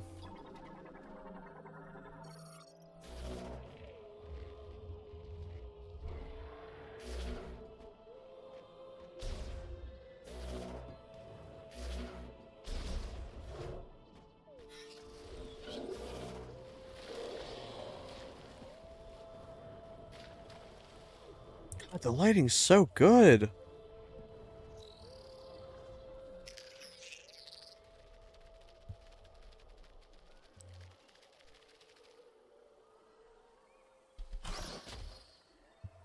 Oh, rip bug.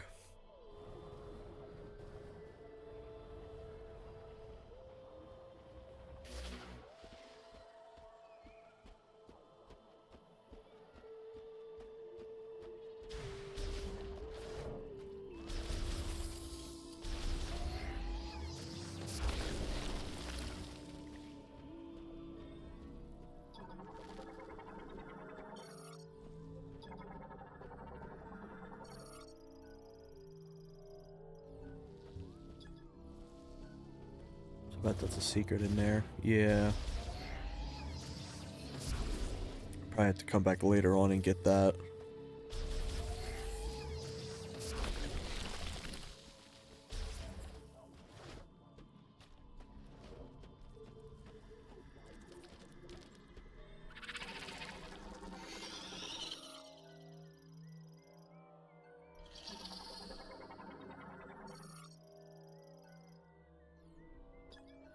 Put the little buddy out. Oh, he's already out of his misery.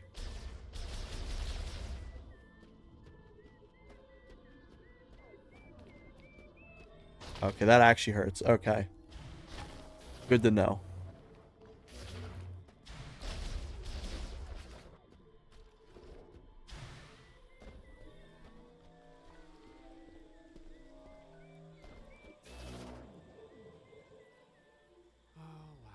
Oh, yep, here's the character that everyone hates. A mess. You're alone on a planet, no hope of survival. But you're also not sitting next to Phil anymore in that cubicle, so win? Mr. Marvel himself.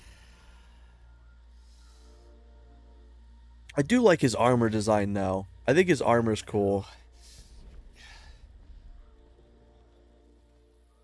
Samus? Samus Aran? Hey! Hey, Samus Aran! Oh, stop coming out! Oh! Please get me down. I'll just stay right here. Try not to die.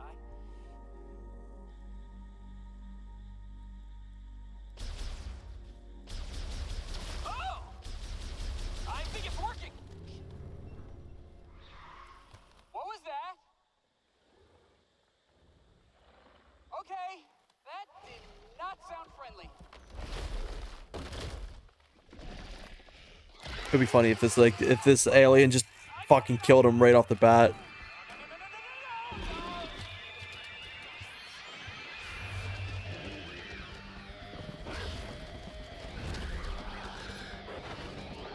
That's a good pose.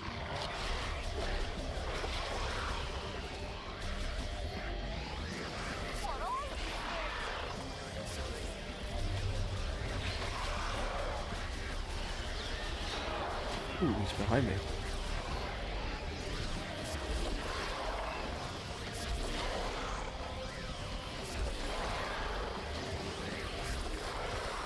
Oh no, there's too many of them.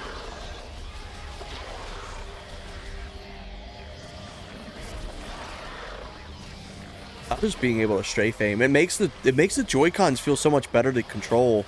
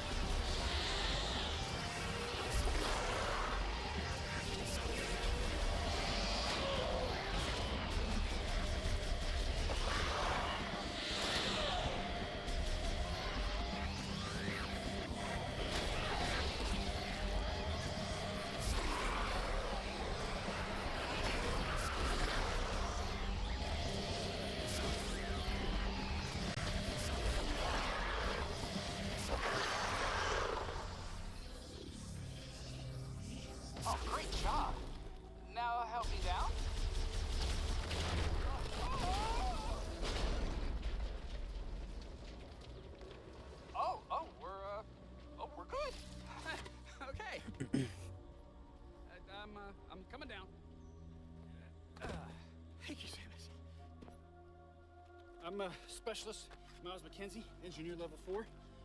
I have something for you. Hold on, I gotta manually override this. These X7 said stick a little. Come on.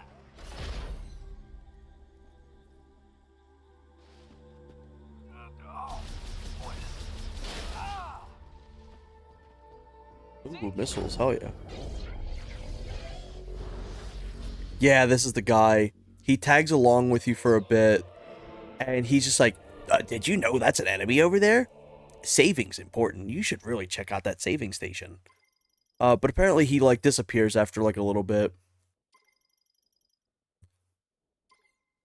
Just a little token of my appreciation. If it's okay with you, I'm gonna tag along. It's funny because you could definitely tell that he was written during the time, like, around, like, Endgame and, like, Infinity War and shit like that. Because this game's just been in development for so long. So I think I can go back here now. Can we climb over the ship?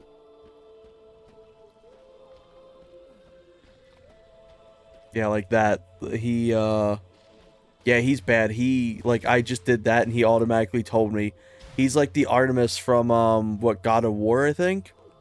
Where he just tells you the solutions and shit.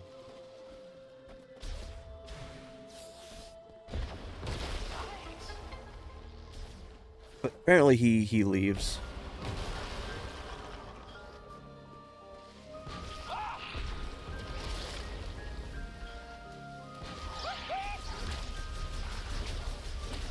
Did he actually shoot?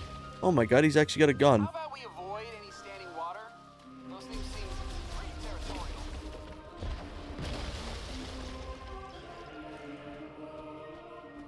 Samus, there's something interesting over there. There's something interesting. Yeah, that's the exact thing.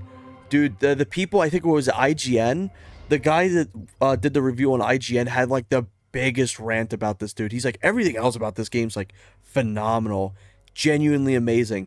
This guy's a fucking wet fart in the middle of like a all-you-can-eat buffet.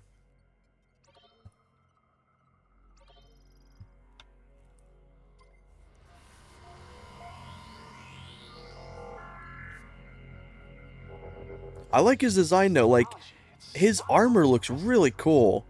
What do you think it's doing here? I'll follow you to your objective. Oh, you can actually stand and talk to them. Interesting. I'm glad he disappears because Metroid's... But yeah, exactly. Metroid's about finding stuff yourself, and Metroid's about being alone on a planet. And he kind of really kills that. I think having a person tag along isn't a bad concept, but they shouldn't be fucking speaking about every single thing. Creature with a hard shell, you know.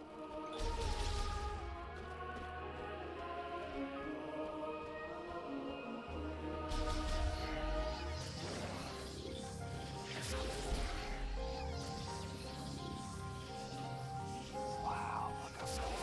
That is one massive tree. It's been thousands of years old. Is he locked on? He sadly isn't. You actually put your gun away when you look at him. Hey, watch it. He flinches a little. Come on. Ow.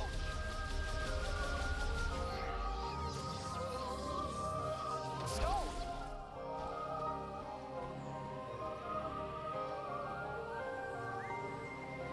Like this? Yeah, it's so cool.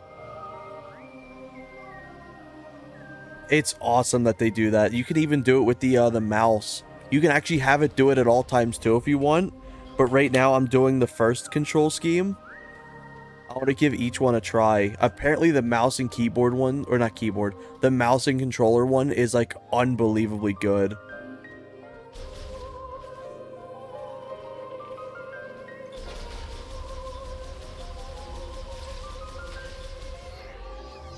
So like this, oh, it's so cool.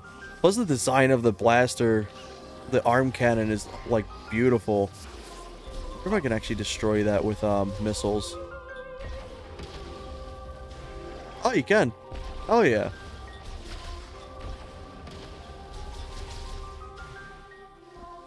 Yeah, I'm just trying to see what all the dialogue he has to say.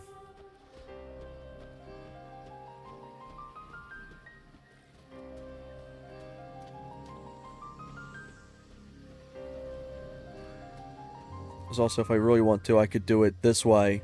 This way would probably work better, but I do like having it connected to the Joy-Con as well.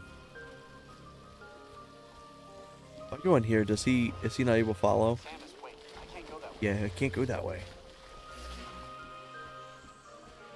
Then learn to crawl. I'm surprised he didn't mention, it's like, ooh, big surface. Maybe it could blow up. He does yap, so I wouldn't be surprised if he did say that. I just didn't pay attention.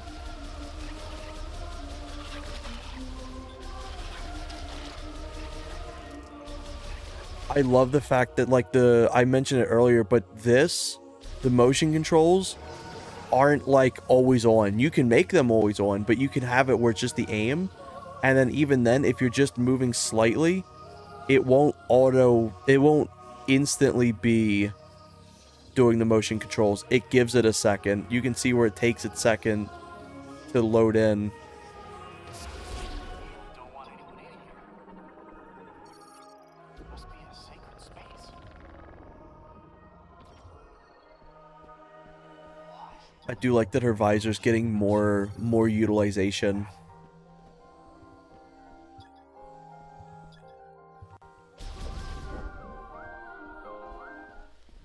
Damn. That fog looks good. It's really hard to get fog to look really good in a game, but it's impressive. It's beautiful.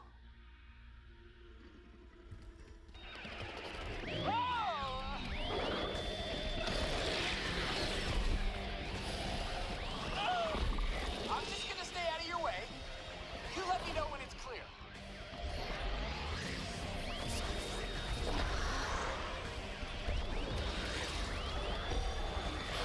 Oh, I launched him off the side.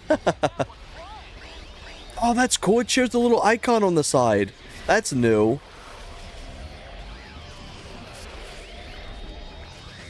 I like that the UI, it purposely feels like it's not gamey. It feels like it would be something on her actual visor. And the fact they have the missile deplete thing actually appear now like that makes it feel even more in-universe. Oh yeah, he also has a health bar to add on top of how obnoxious he is.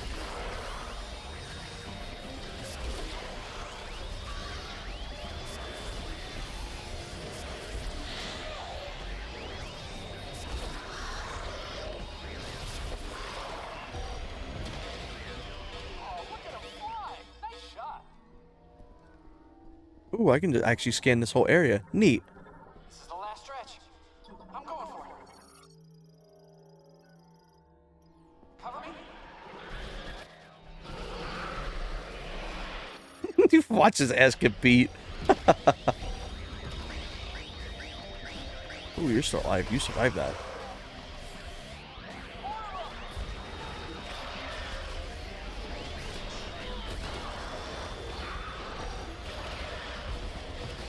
It's interesting that Metroid Samus actually has like more of a proper voice actor instead of having like one or two pain sounds.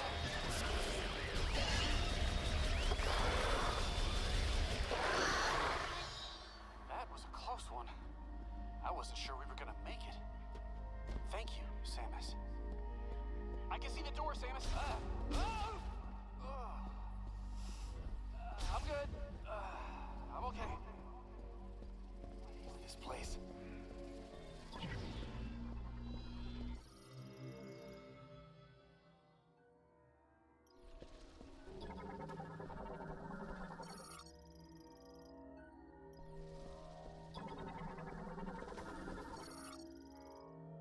Okay, so I pull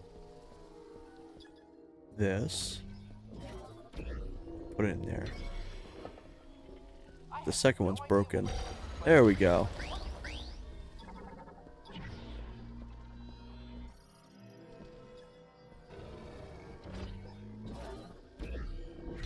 Yeah, I know I'm absolutely gonna love this game. It feels so good.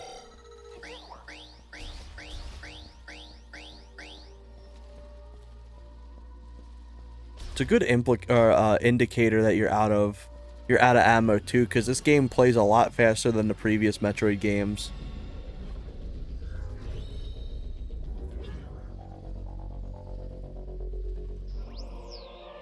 It's a control beam. Hey, get the gravity gun.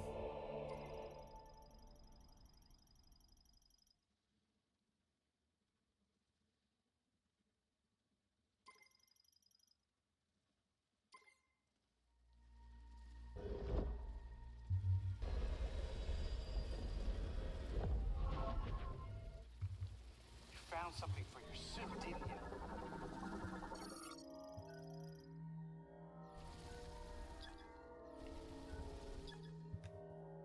Okay, charge beam. Oh.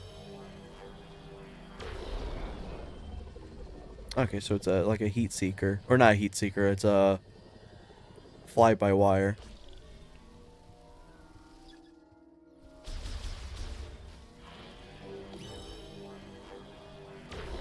Neat. Okay, you can also make it explode on command too. That's good to know for a future. Ooh, you could also make it lock on. Damn, that's good. I like that.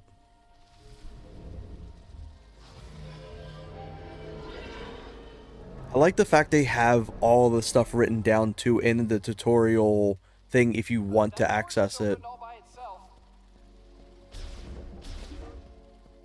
Ooh. Like at this point, I've just kind of I'm ignoring that dude. No way. A Mark 99 mech? I'd recognize that frame anywhere. Mark 99 mech, this is Samus Aran. Bounty hunter, you know her. She's famous. You look very familiar. Betsy? What are you doing here? I worked on her back at base. I'll take a few scans. Maybe we can come back here and get her. Poor baby. She's torn apart. If we could find the missing pieces, I bet we could get her up and running again.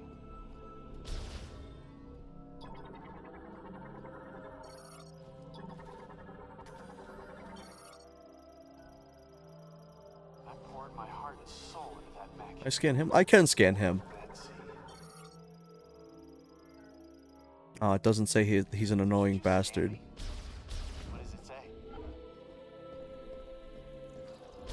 That is, I do like the fact that he acknowledges if you scanned him. You know what? I'll give a pass on that one. Look at this place. Bet that's for a morph ball. This planet's tech is a marvel. His dialogue is also a marvel. I want to poke around, but decoding the language would take weeks without a translation.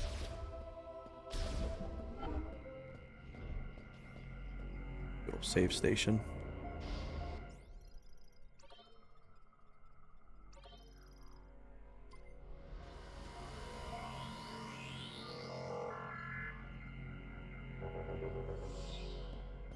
See? Button pushing strategy always pays off. But I do not know what to do next. So, Samus, would you give it a try? I bet I could upgrade my suit to do Morph Ball. Wait, I'm not. Wait, you can interface with their tech, which means you can understand it, which means you Oh, receive translation man. data, which opens up a world of possibilities. Once I get this working, we can use this tech to our advantage. I just need remote access to your logs.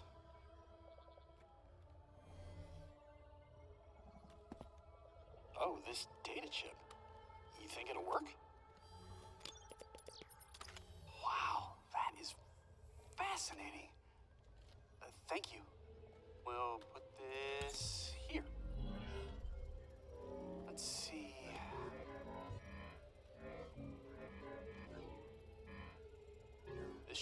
The animation is really good though. The character animations and the cutscenes, they look really good. All right, look at that! We got power! Well, one door is still locked, the other one is malfunctioning. Hey, but it's progress! Okay, all this is gonna take a while to figure out, so I'm gonna stay here if you wanna scout ahead. I do like that she's tired of his shit too. How nerdy in here. Stop! If you could stop, that'd be great. Oh. So which door did unlock? Oh, there's this.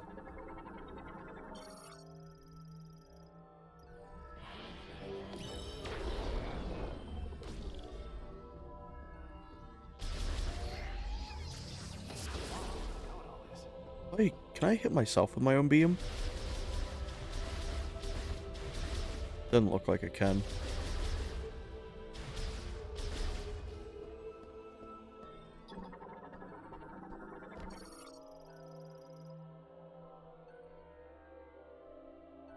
Beam on the other side's operational. This leads to the save room. Nothing past here, understandably. Oh, that closed fast. If the door isn't working on this side, can we interact with it from the other side? I don't think it's gonna have me bounce up here, right? No. Also, apparently, there's something you can do to make it have the instant morph ball. Let me see. They sure didn't make this easy. Maybe it's something I gotta change.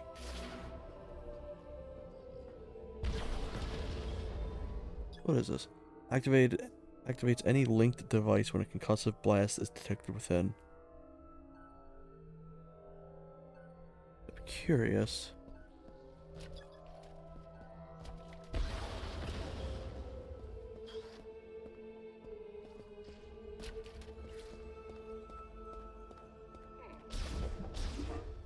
I'll be here. I'll be taking that.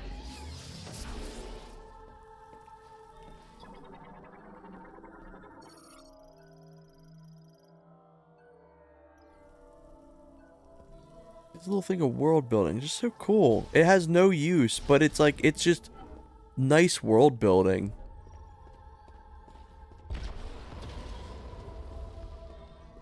Let's see what this has to say again. Apparently online.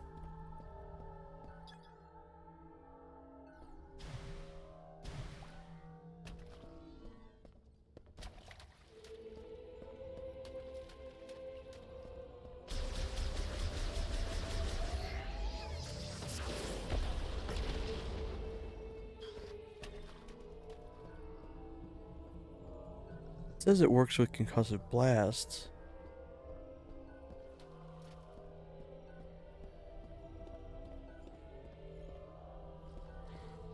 Ooh, I want to see him.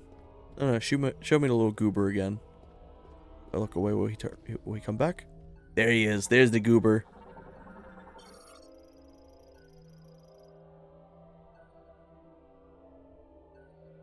I shoot him?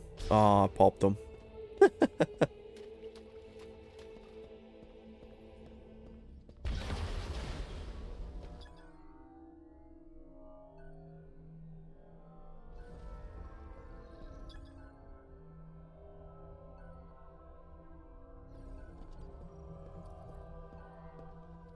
Oh my god, I'm being silly. I'm thinking it's something in this room.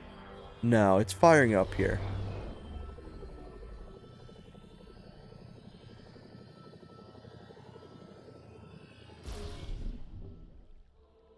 I'm so used to, like, whenever there's like that, I'm used to like that being the like the speed ball. So I'm expecting it's something in there to get the speed ball early.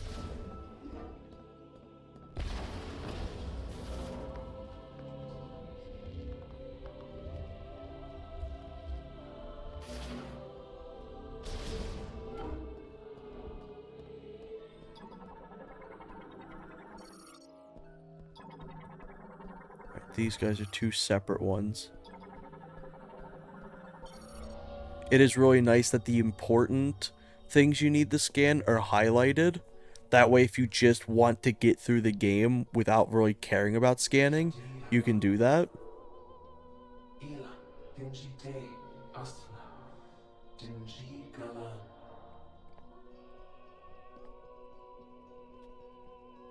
Algodina, Lamorna Las, in the Ich Gathalate, Sadebelek, Anchan Divas. Ah, Galis. Chitsanate, Maralanka. And Celine, Sadebelek, Galanche. Chitsana, Shakatun Adebelek, Great Galanche. Galanche Kigatha, Shadi Haram, is Kalagan getting Japan, Siatin Virus, Kalagan getting Japan, Sihalashest. Every time, too, something moves on the ground, this vibrates a little. It's very, very subtle, but you can feel it. Segetaram.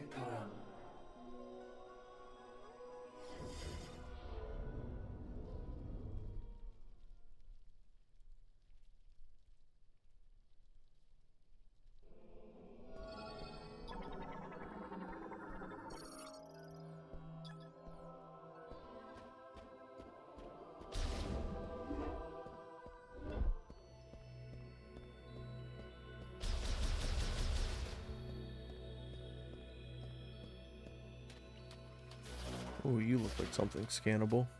Oh wow, surprisingly not.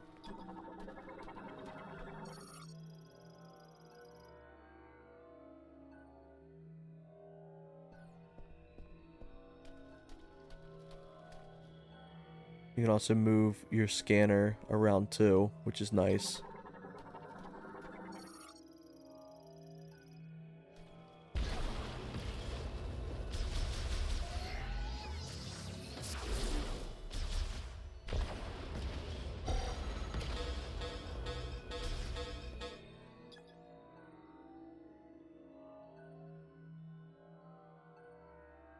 Concussive Blast. Is this? No way, it's this.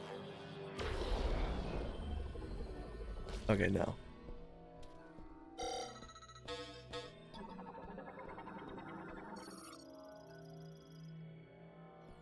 Exposure to all three.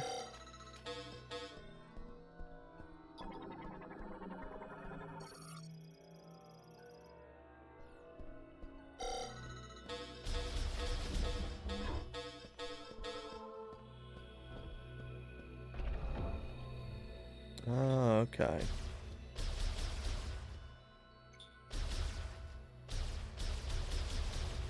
Let's see what this does.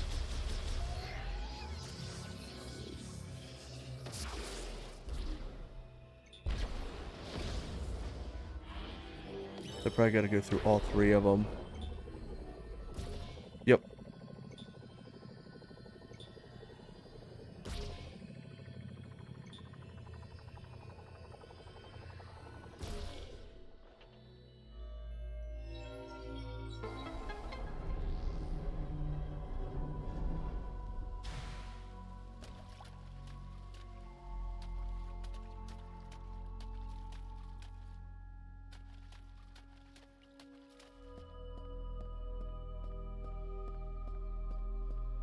Something that's a little booty for me streaming this is because my monitors don't have actual audio capabilities at all.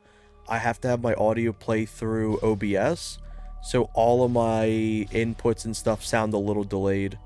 I can still see the game completely fine, but I just don't have the audio right. So as long as there's no like important audio cues, I should be good.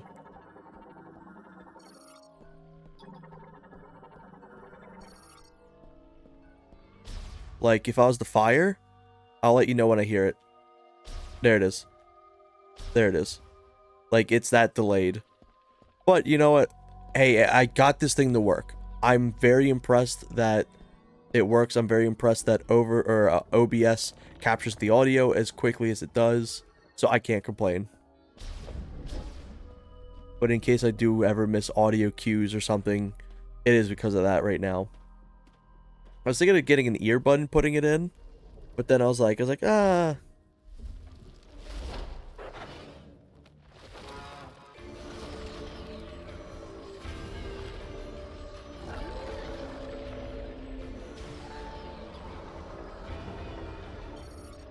It is interesting that they have the same first kind of boss from Metroid Prime 1.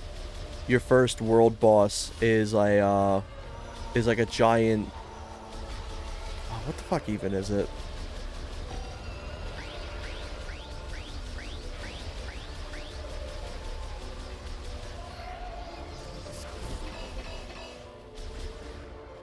It's like a giant praying mantis.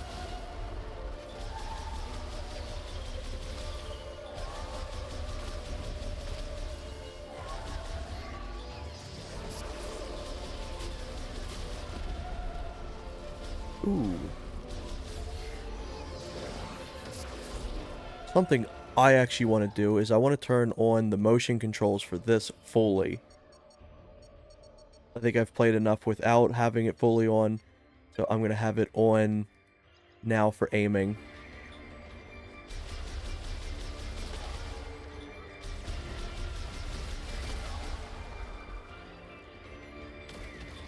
I wonder what the resync button's going to be.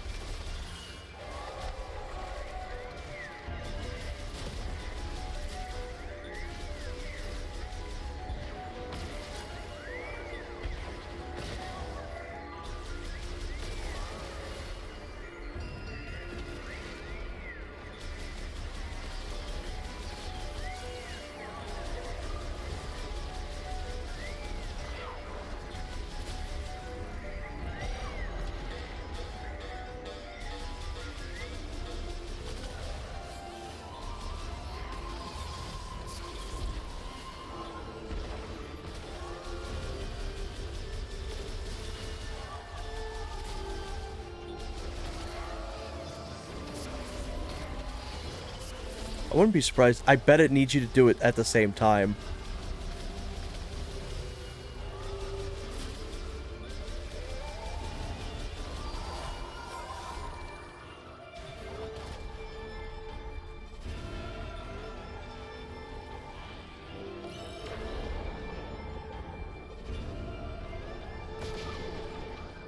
That's exactly what I think it needs. That's a good way to teach this. It's not in like a bullshit way of facing you up against something on the fly with a bunch of different mechanics.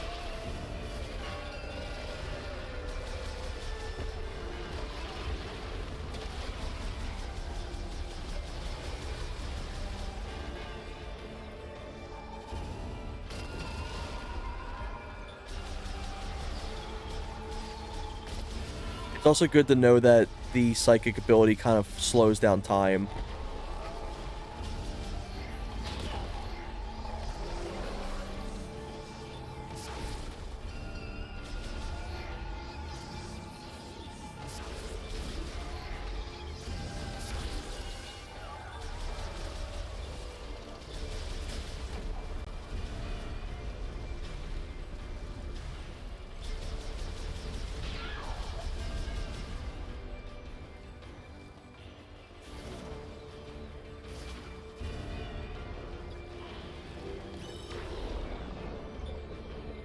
Let me see if I can actually destroy that armor.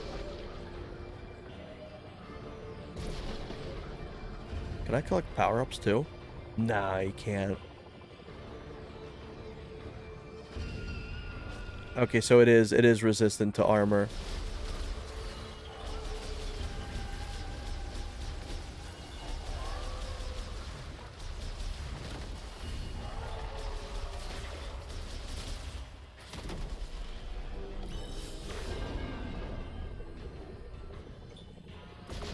I fucked up.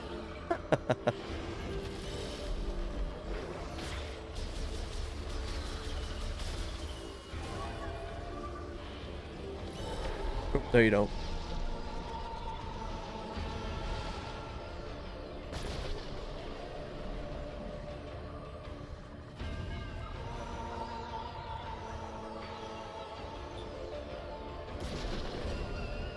That one. I wonder if there's a way to speed it up. I don't want to press any buttons and cancel it out right now. Ooh.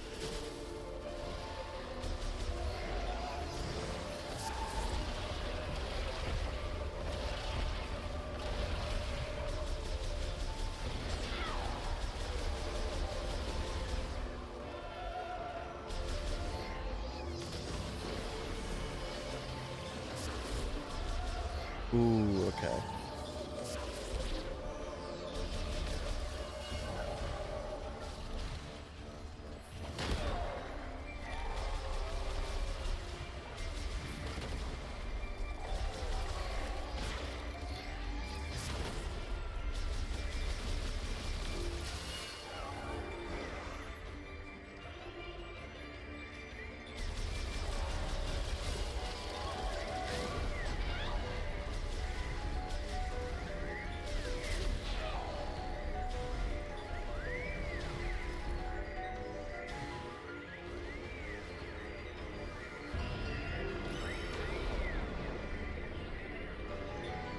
That's one. Two. Thank God they allow you to the strafe aim with the psychic missile too. That's really good.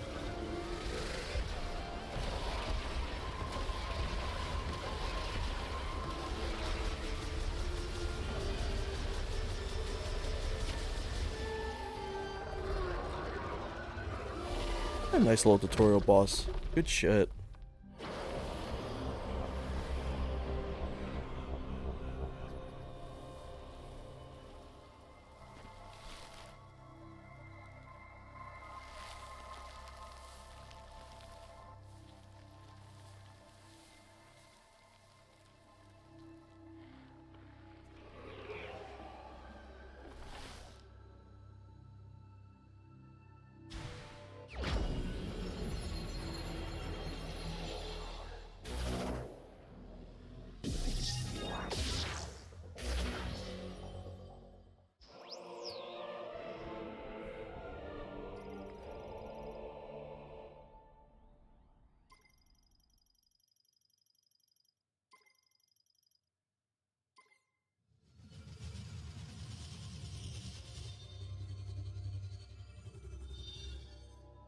I've been very fortunate. I haven't seen... Oh god, the waviness. Let me put this down. I haven't seen any sort of spoilers for this really appear online. I'm very thankful for that.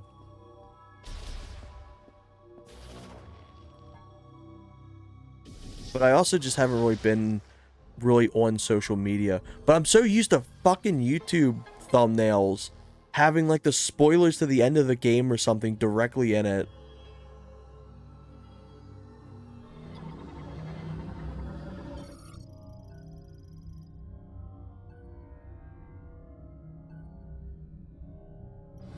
Ooh.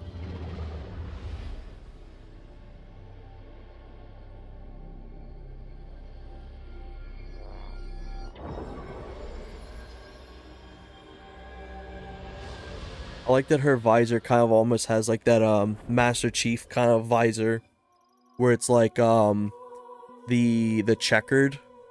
I don't think her previous renditions uses a checkered design for her actual in visor.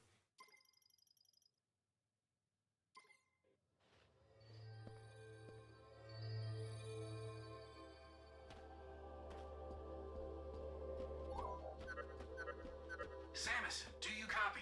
Oh, you're back. Booyah! Long-range comms are back online. My favorite. Did you achieve your objective? There's something I want to talk about. Meet me in base camp?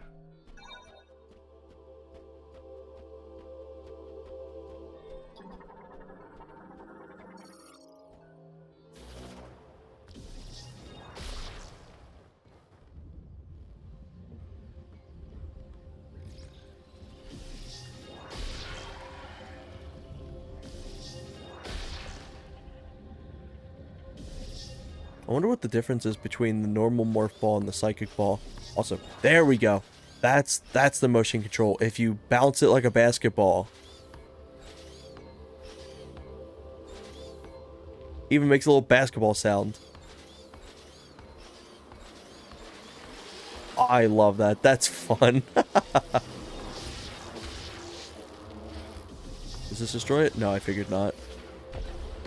That's why they'd give you a bunch of fodder enemies to give you resupply.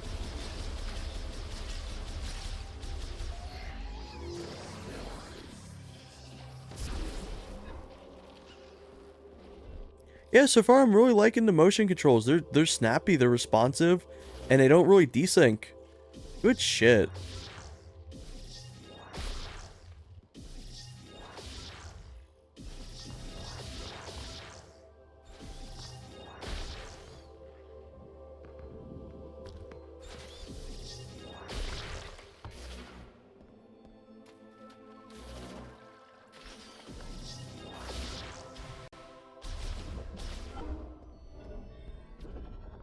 Ooh, what's this?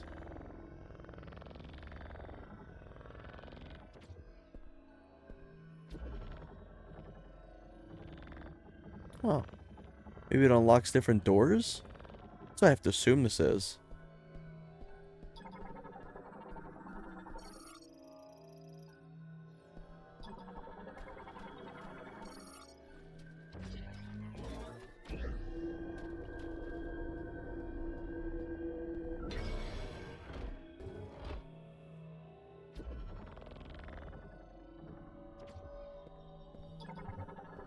There we go.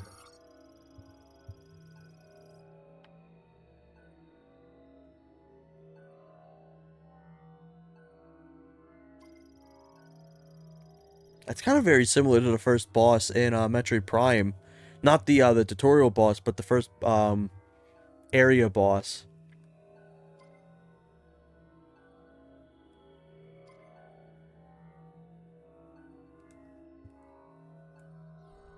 I do wish the scan was toggleable. Like I could just instantly press the scan button again to stop. So I do have to hold down it every time I want to read through it. But other than that, like it's fine. It's not like a detriment or anything. It is kind of nice being able to just go from scan to turn off, scan to turn off, if I just want to breeze through the dialogue.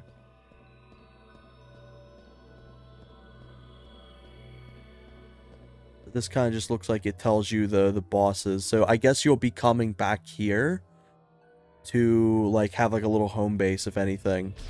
That's the vibes I'm kind of getting in this area.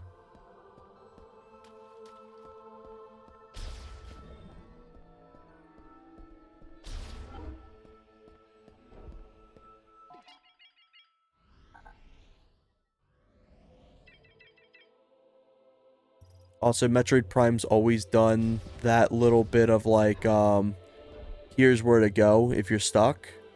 So that's not new. I think the Japanese version actually removes it. I can't remember.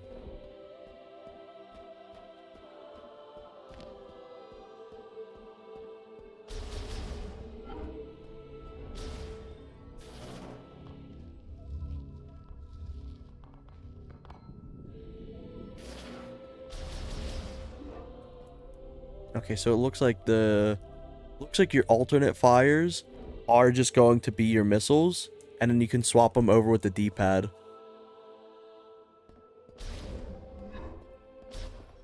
Man, they did not design these for humans. Oh! Whoa! You are sneaky quiet, you know that? I blasted a missile through this door. Hey, I'm glad you're back. That data you gave me earlier is really coming in handy. I've been able to translate the Lemorn language. This planet, Viros, doesn't appear on any of the known star charts. Might as well be a ghost.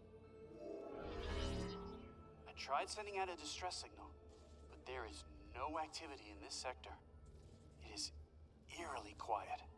We could be anywhere, or we could be nowhere. According to these maps, we shouldn't even be here. From what I gather, the only way off this planet is to retrieve 5 teleporter keys. Now, I'll do some digging to see if there's any way I can support you. Now that our comms are working, we should be able to share data. I can provide you with intel from here. What do you say? Like this little piece of dialogue. I like this. Excellent. For- Hey, stay safe out there, Samus. I'll be here if you need me. Like, I do like this little interaction. This interaction's fine. It's just when he does the non-stop talking and the Marvel dialogue.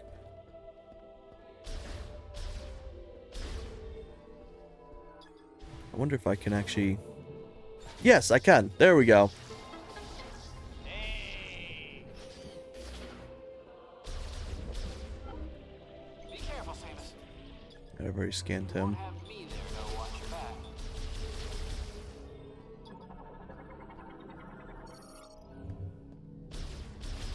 What was this again? I didn't read it. Yeah, same. Like he's a little grating, but like his voice acting's good. Like after the first initial thing, I think he got better.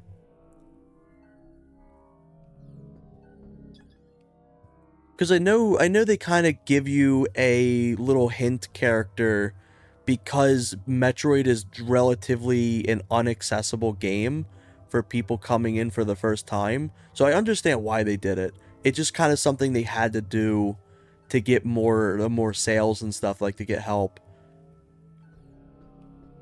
But like, he's not as bad as I think the people ranting online are about. Like he's obnoxious at first, but like I genuinely liked the previous dialogue. I thought that was good.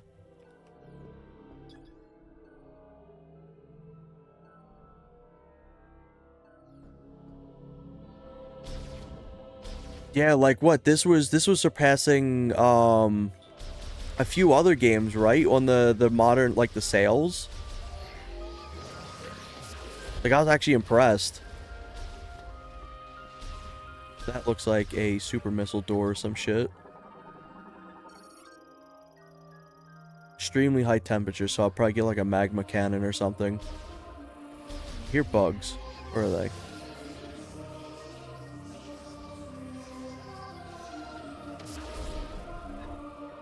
So this is a Switch 2 and a Switch 1. It's actually impressive that it can run on the Switch 1. I think it runs at like 30 FPS, but it looks relatively the same. The Switch 1 version I think is 60 US, and then the Switch 2 version 70 US.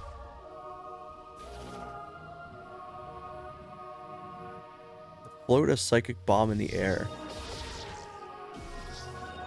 Huh.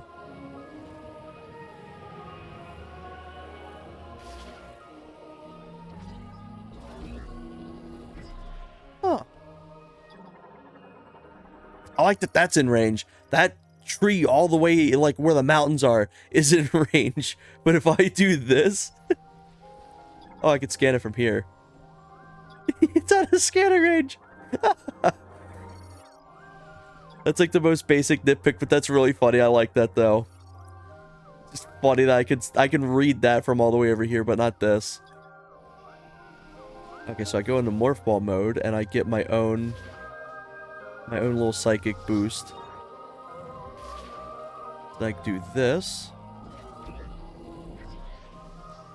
Switch 1 had a lot of limitations with shaders. I remember they couldn't implement some graphic effects, and the GameCube could do. Yeah, like the Switch 1 was like... And then also it turns out like the Switch 1 is only running at like, what, 35% capacity of like what its processors can actually do. I remember reading somewhere that it was like the Switch 1 could have had like a lot more stuff utilized on it. Yeah, like the Prime remake, you couldn't, like, how your light, like the beams didn't portray light going around and shit. So everything's very static and baked in. Only a few things were actually affected by light. Yeah. That being said, they did a beautiful job with the Vertex lighting. Like, it's genuinely amazing. So I wonder if the Switch 1 version of this also doesn't have the lighting effect, because the Switch 2 version has it. I'd love to see them do a Switch 2 version of the Metroid Prime 1 remake, because I would love to have the motion control, or not the motion controls, the mouse movement with that.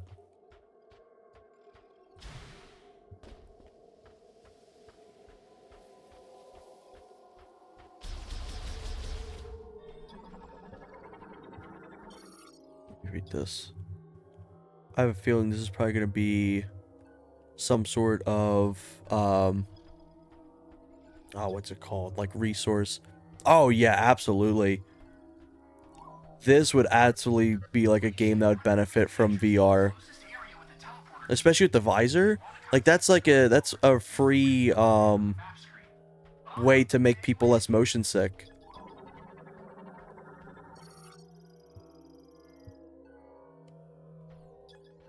Yeah, I was correct. These are going to be, like, resources.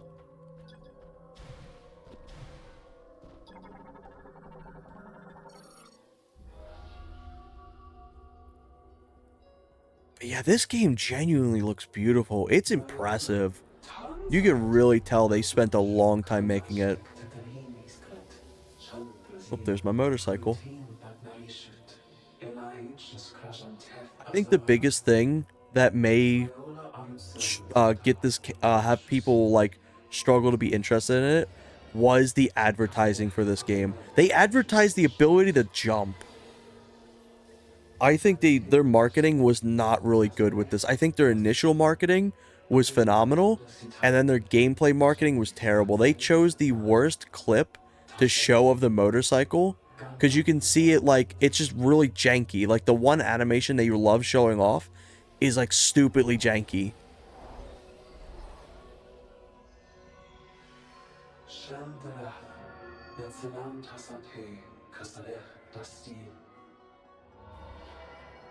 Yeah, like, this conversation stuff, this is good.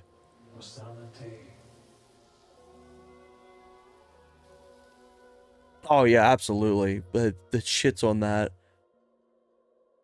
It makes me so sad seeing the Black Ops 7 stuff.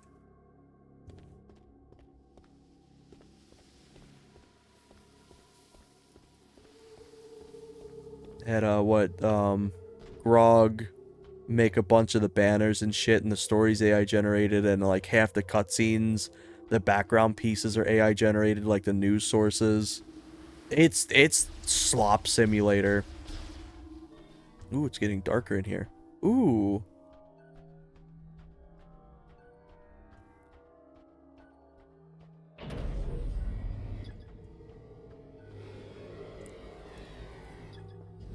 Yeah, it's just appalling. I know right now I think Black Ops 7 was so bad with the AI shit that there's some actual legislation stuff being looked into,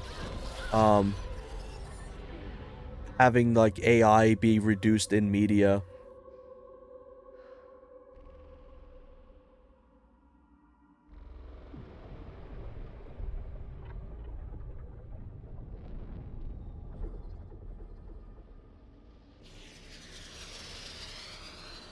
Yeah, it's wild. Where TH lives, they just reinstilled a nuclear power plant just for the AI data centers.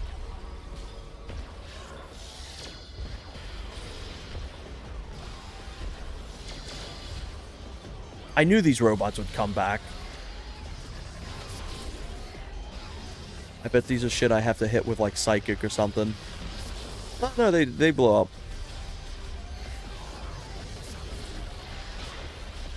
Ooh, they actually hurt if you run into them. That's good to know.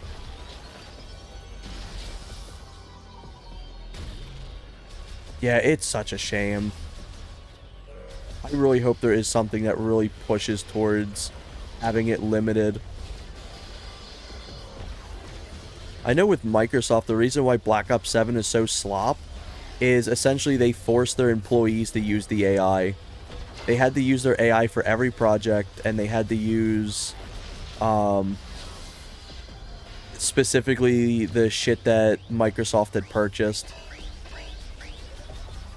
Also, let me close this thing out. I don't know why the ad thing appears so high. Let's see. At the same time, the U.S. economy is so bad right now, the yearly GDP would be negative if it weren't for all the data centers. Yeah, it's like, it's just like a lose-lose. I use AI at work and it saves so much time. Like, here's my thing. if we were to put this in a bubble, if we were to put AI into a bubble, and let's say nobody is using it for any sort of like monetary gain, like how it's currently being, I think AI is a wonderful tool for creating ideas, that you could base off of. It's good for doing more of the tedious shit like texture work, and I think it could be good bases for like coming up with something like a story, or like something used for like text. I think it has a lot of positive things, but I think the way it's being used by like everything, and it's being used poorly. It's not being regulated. It's not being checked. They're just making slop and then going, yep, that's good, and releasing it. I think that's the worst part. Whoa, Chrono Tower's protected by a force field. But if you want to get in there, we'll need to find a way to... Because like, I don't use AI for anything really, but I will occasionally use it if I need help with something. Like I've used it for like, oh, what would be good for like a resume, because like here they use a lot of AI to read the resumes. So I've used an AI generator to generate a resume because I knew I'm going to have the system that requires it use it. But um like outside of that, it's just like it's cool for texture work and stuff. It's good to help out the people, but it shouldn't be what's replaced people. Oh, ad.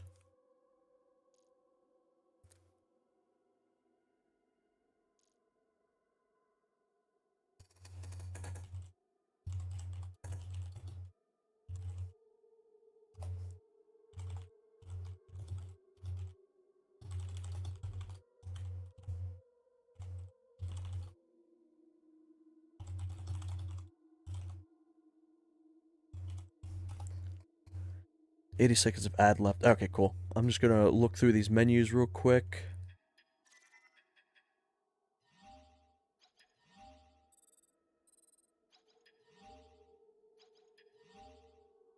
Let me check this. Also, welcome for anyone joining in. If you see this right now, this game's been a ton of fun.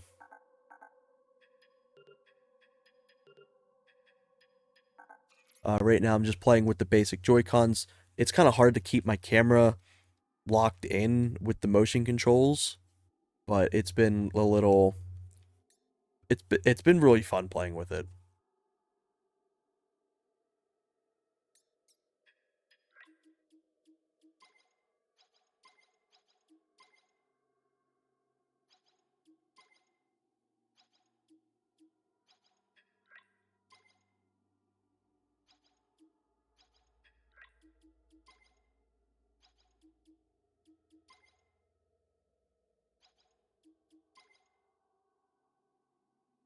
Okay, cool. Welcome back.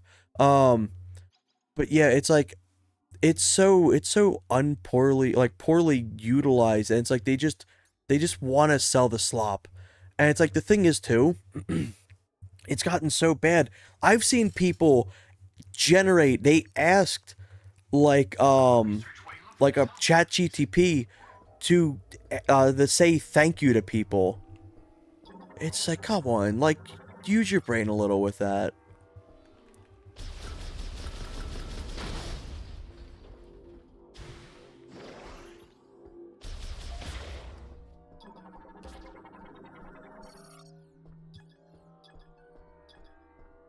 But yeah, it's wild just how much AI stuff just like appeared in the last few years. Because like when like AI was first starting out with the images and videos and stuff like that, they were really funny. And then it's like, oh no, they they realized they could make money off this shit. Ooh, I wonder if this is a secret.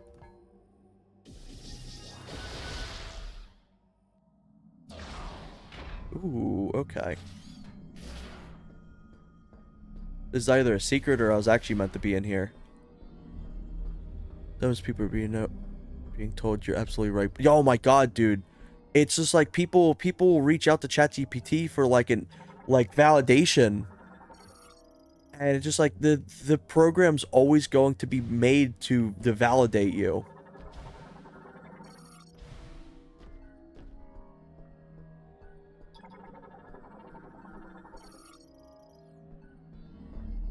That's cool that this makes it easier to see that.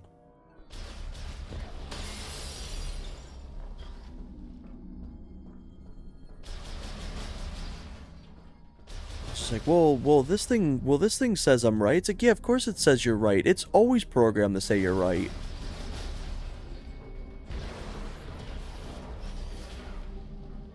That's cool that you can jump. You can jump and get out of your suit at the same time.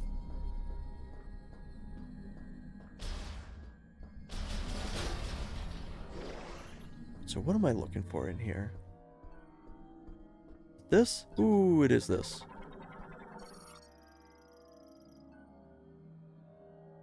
Strong impact. Like that? Hey, like that.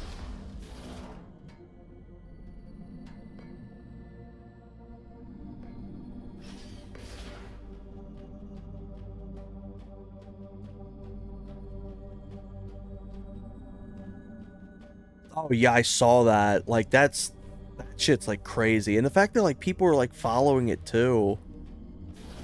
That and people believing like AI is their friend. Ooh, cutscene. like there's a cutscene that gets you to the other side. That purple looks so good. Damn.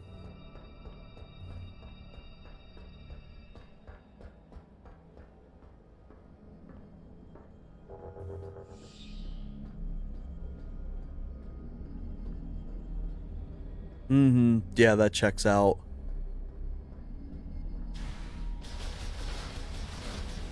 It's just such a shame.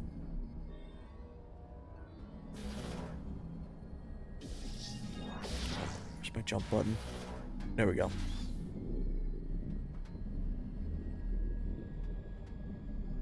The little rolling sound for this is so good too. You can feel which side of the screen you're rolling on. The vibration's just that good. It feels like I'm rolling dice in my hand.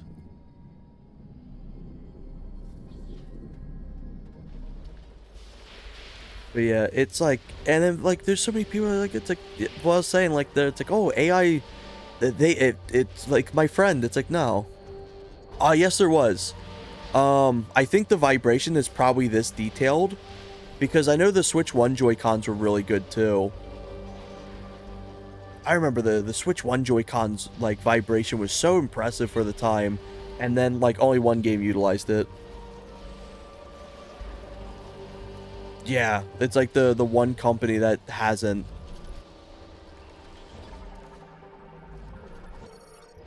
Yeah, they're already funky with their artist as is. It's like absolutely they wouldn't. Like I think they even got rid of some of their illustrators too for like the Pokemon cards, because they had been like using AI like offhandedly, not on their cards but like in general.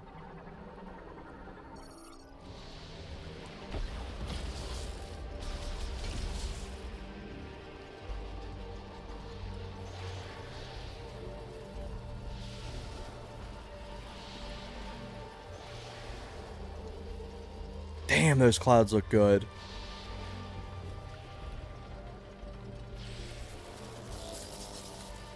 I wish there was a way for me to have just the rain sounds.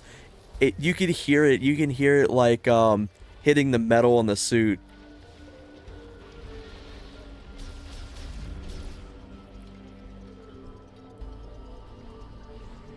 Ooh, what are you? I gotta remember. I keep pressing the wrong buttons. Ooh. Have they sued AI companies? I wouldn't be surprised. Like, it's Nintendo. I would not be surprised if they sued them for that. But I wonder if they can even do anything to sue them. It's like, oh, like we didn't make that. It's the AI. We can't control what's in it. Ooh, those little bastards hurt.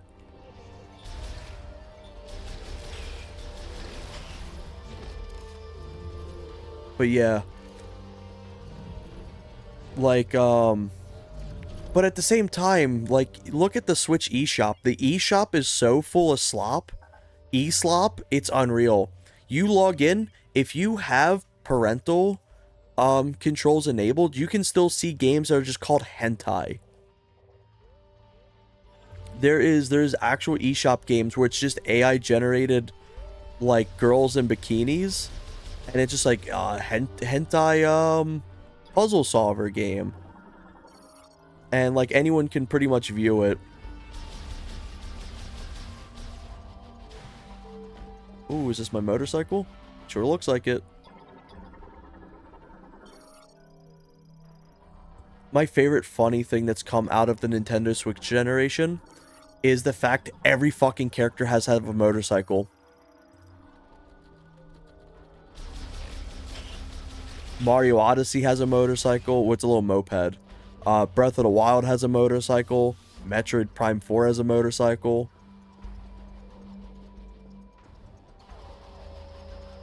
That looks like something. Tower 1, Tower 2. Okay.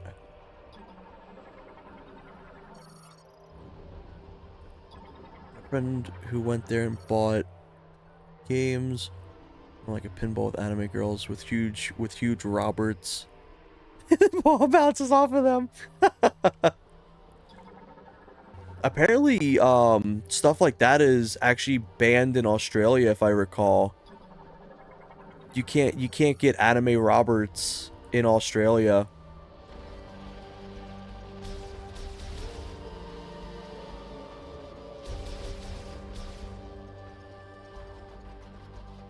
Oh yeah, absolutely. Like I know they were so strict with ooh, what's this? Apparently offline. Yeah, they banned a lot of shit. Like they have their own separate versions of the longest time of like censored versions of games. Adzi can tell you in Left 4 Dead. Left 4 Dead was banned for a bit, and then they released a version that had no gore. But Adzi had a copy of it, had a copy from the States that had it enabled, and everyone around him was like, "Whoa!" Japan nudity permitted normal. Oh yeah, like it's wild how much is permitted there.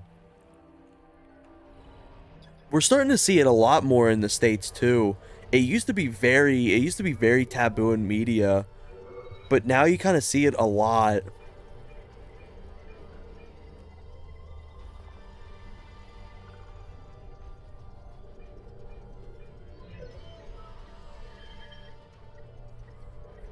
It is funny that like a lot of that stuff is allowed, but when like there's gore at all, it's not.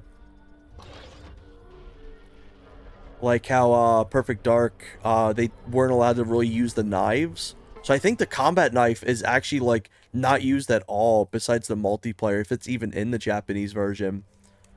That'd be a fun thing for me to play through at some point. So you could only use like a gun. You could only use guns, no knives.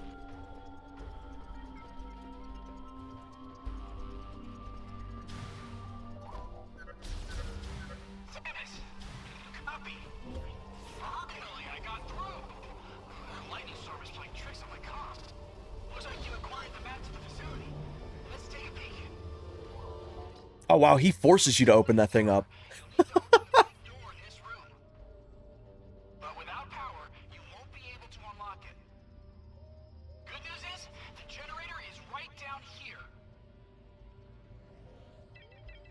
Yeah, I know there was a specific event or something that took place with like stabbings or something like that.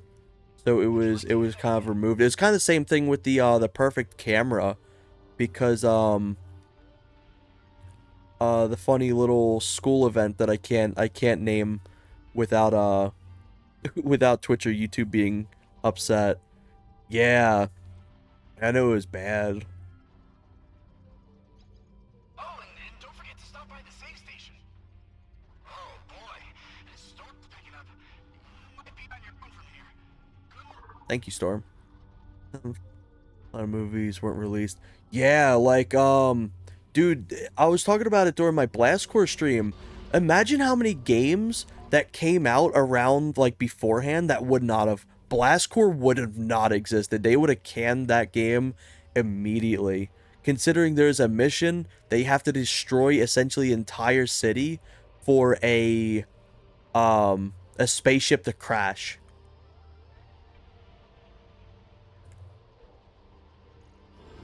Like, it is wild how much stuff gets changed over time. It's like for understandable reasons too. So I think I can read this. Go. Let me read this.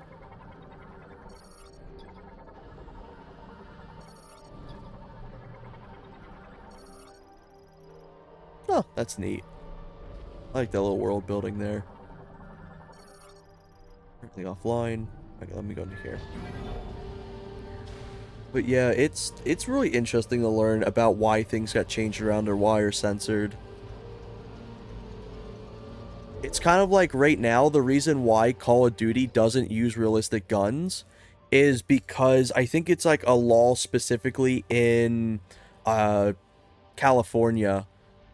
It's really stupid. California could be doing so many more important laws with firearm safety and stuff, but they wanted to do where video games can't portray actual branded weapons, or you won't get any sort of funding or support in California. So that's why Call of Duty does it. Because they're like, oh, if you see a real life weapon, I guess you'll learn how to use it in real life. And like that's partially true, especially like how animation and reloads are now. You could definitely learn how something could work. Ooh, these little bastards hurt me. No, I want to skin you. Aww. Yeah, like they could be focusing on like better things when it comes to video game related stuff.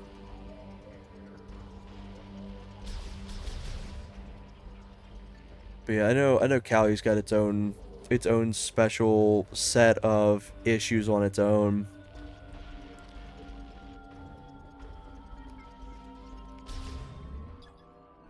Like a power socket uses batteries. Okay.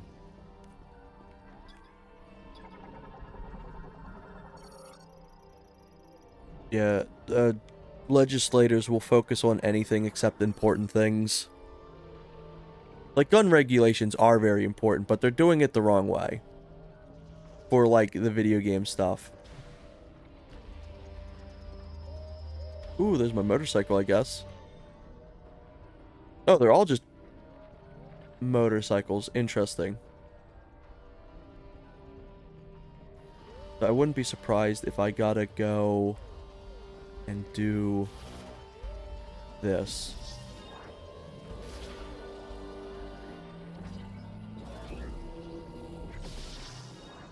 That work? No. How about this?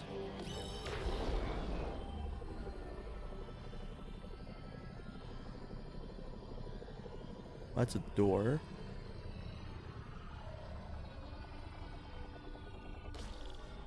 I can't tell if that had a timer on it. It does look like I have limited ammunition for this thing, though.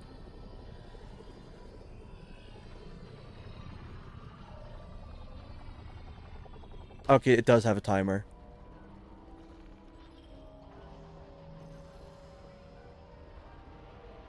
What does this want me to do? Can I just jump over stuff? No, I can't jump over it. So it specifically wants me to do something in here.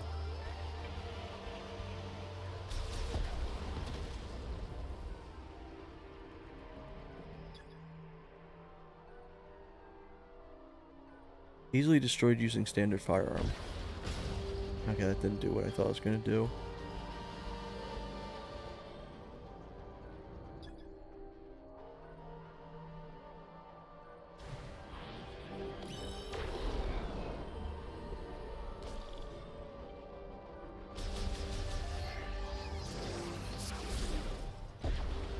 Okay, so neither of them. Yeah, Samus doesn't have a mantle mechanic, so you can't go up there.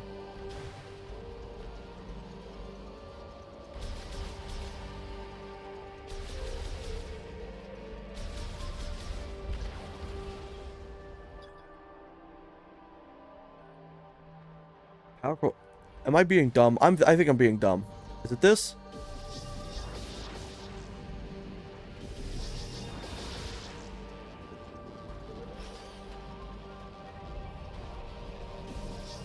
No, that doesn't seem like it.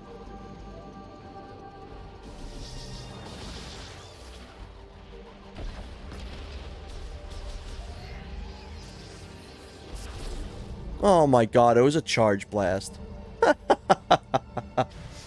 Oh, that's funny. Does that mean I need more charge blast?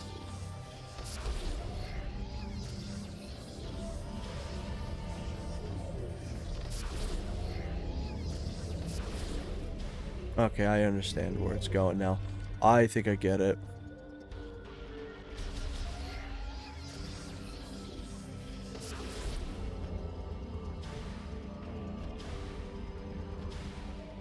So, I swap into this, and I guess I fire this.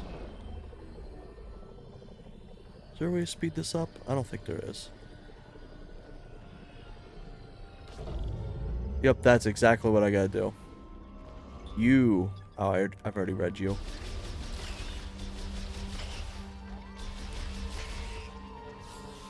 Part of me does really like the fact that, like, games have to kind of have more fantasy style guns now, because as cool as like real weapons are, I kind of am getting a little sick of seeing the same weapons over and over. Like, they look amazing, like they're so cool and shit, but like I definitely wish there was a little bit more creativity, and I think this push, even if it's a negative one, still pushes for a little creativity to come into weapons. But at the same time, if it's a straight up supposed to be like an actual military game that, like, well, obviously it's not like that for a long time now, but if it's supposed to be like a realistic one, then they should be able to bypass the realistic regulations.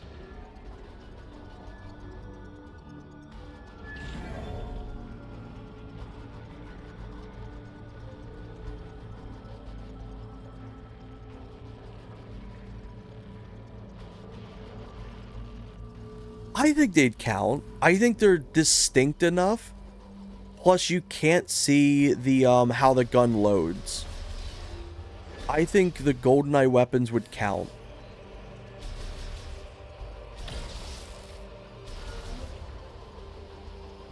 Just like I think the Perfect Dark Zero weapons would even count, considering they're missing pieces off of the actual real weapons they're based on. Alright, so that needs the magma, so I'm probably going to be getting that extra one soon. What's this? Currently offline.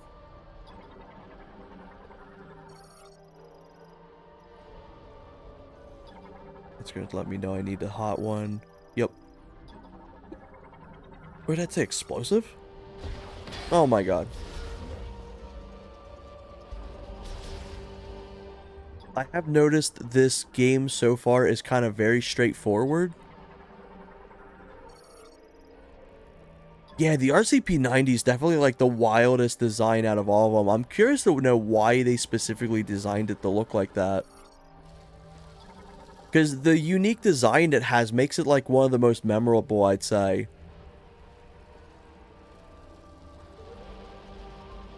Whenever I think of, like, if I'm not thinking of, like, let's say the PP7 or the Golden Gun, that's the weapon I think of the most when I think of GoldenEye. Because it's handles weird, the bullets fly out the wrong way, and, like, it's got a extremely large magazine, which allegedly was due to a coding error. wonder if I could just...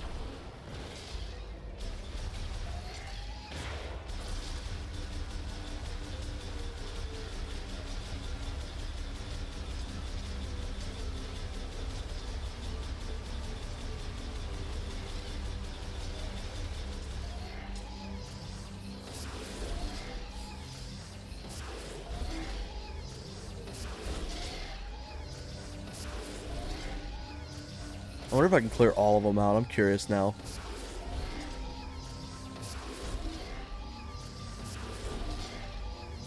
They remind me of like silverfish.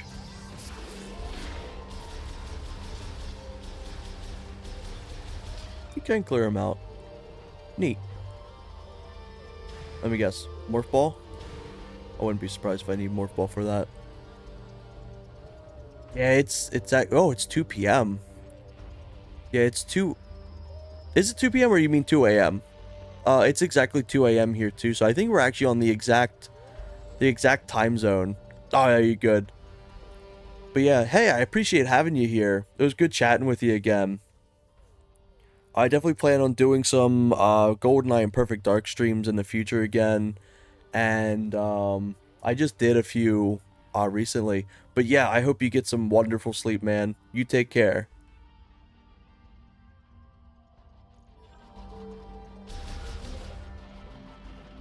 Let me check something real quick. Putting this up.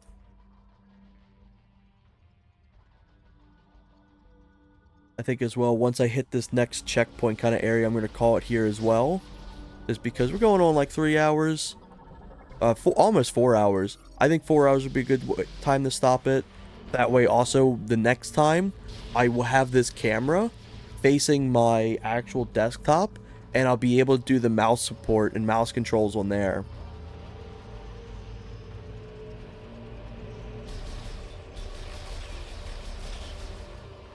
Yeah, this game's so much fun.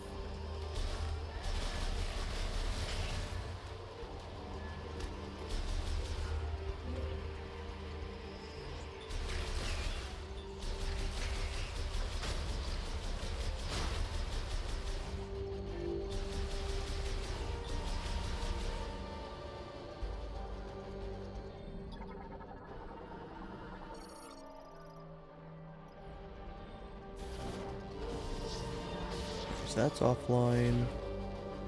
Go into here.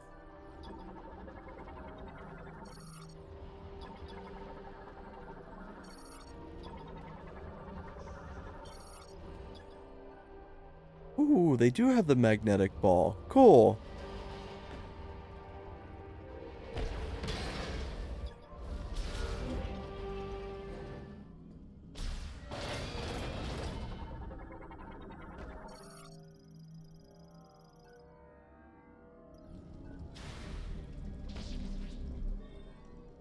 That looks like a grapple hook.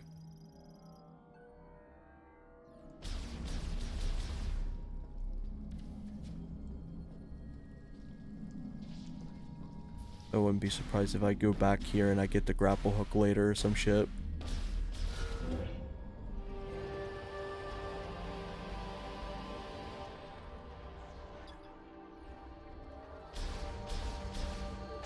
Ooh. This looks like where the game kind of will start opening up a little bit.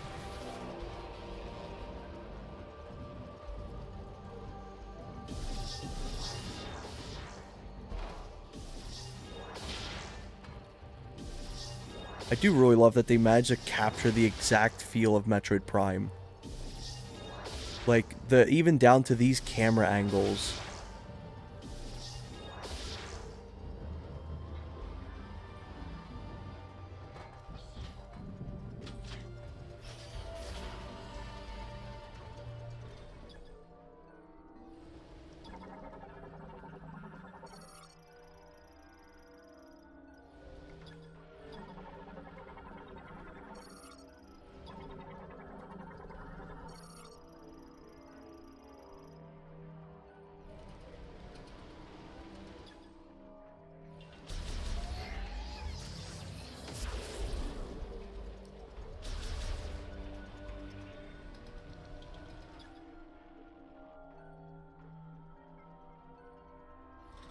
Both cables have been released. Okay. So I probably do this. Okay, you can only have one open at a time.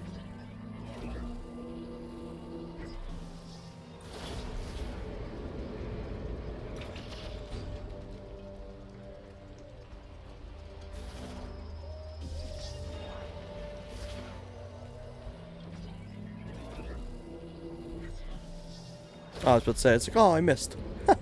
Nah.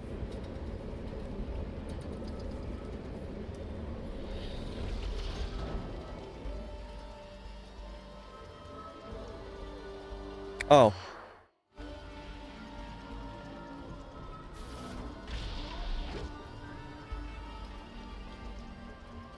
Ooh.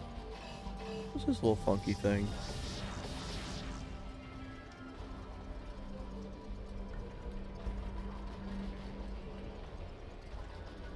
This is a boss fight? I wouldn't be surprised. This looks like a boss fight area.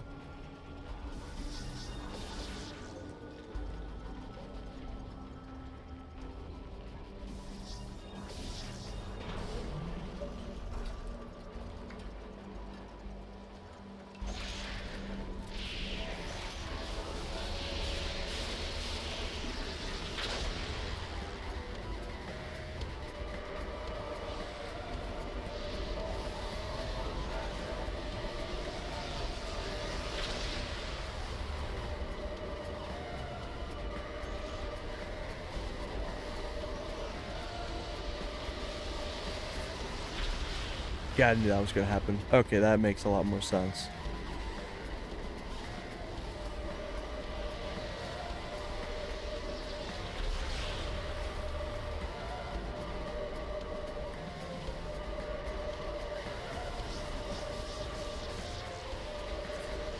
Ooh, that hurts. Ooh, it disables you.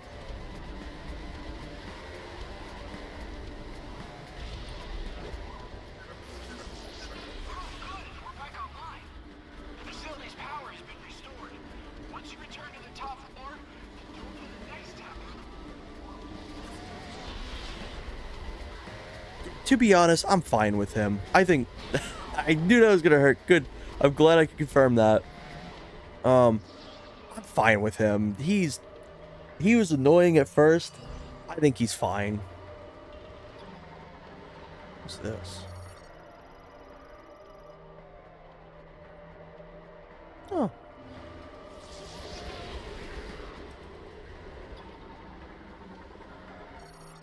It's a lot of things for you to scan in this. It feels a little bit more than normal. I can even scan this little latch.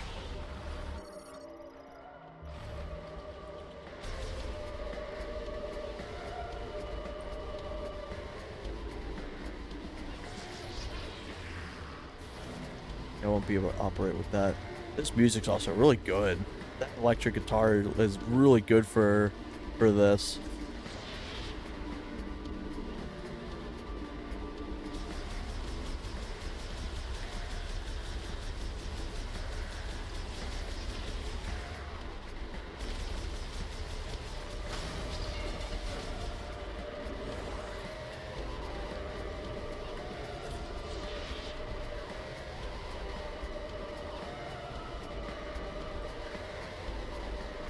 So what am I doing now?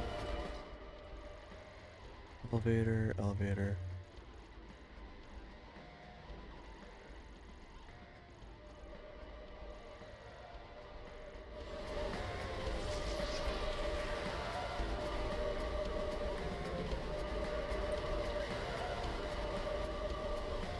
Not this, right? That was actually kind of really funny timing. I ran into that. I jump in here.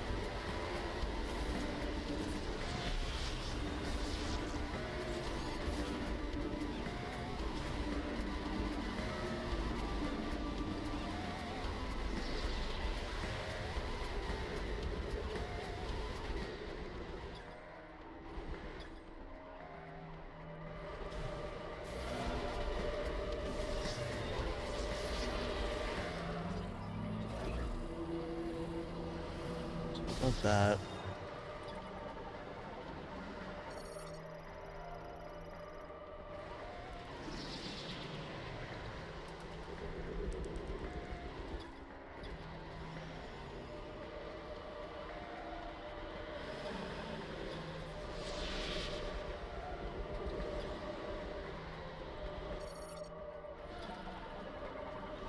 There we go.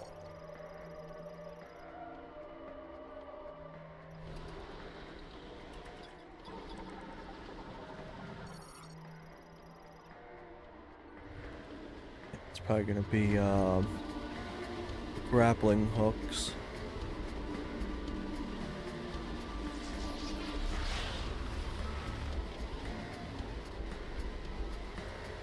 Can't go back through here, right? Oh my god, I can.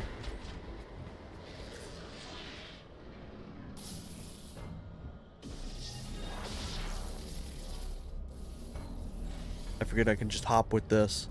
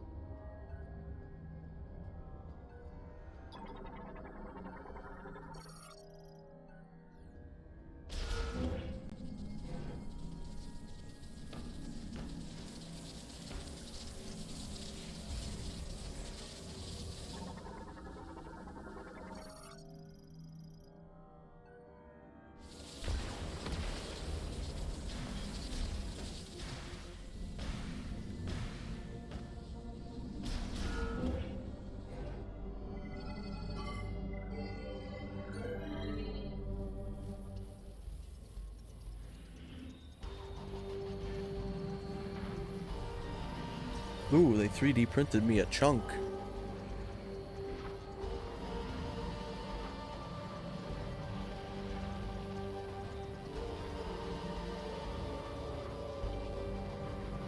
Looks like it's 3D printing my bike. Does it hurt? Yep, it does hurt. Always like to confirm.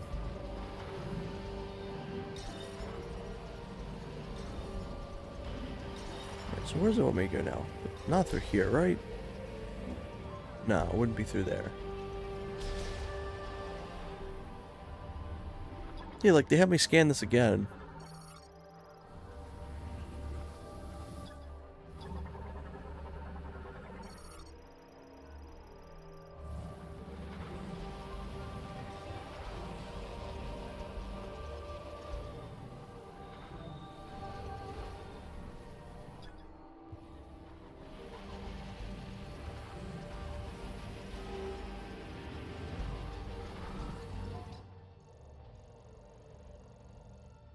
There's a radio.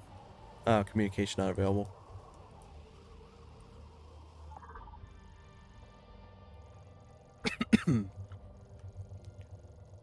What's that?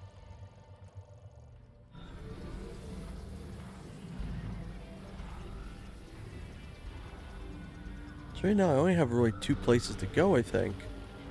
Yeah, so I've got here.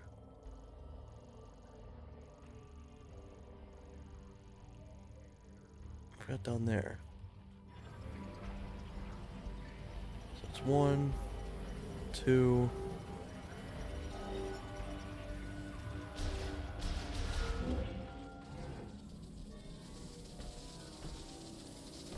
my knowledge, this is inaccessible.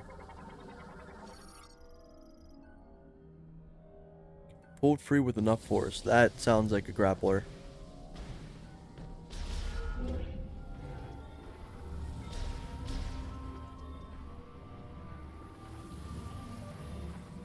I'm definitely probably being a little slow on this, but I am getting like really tired. I'm kind of hoping to get to the next save point really quickly. Like this just leads you right back down to in here, but that's not what I need.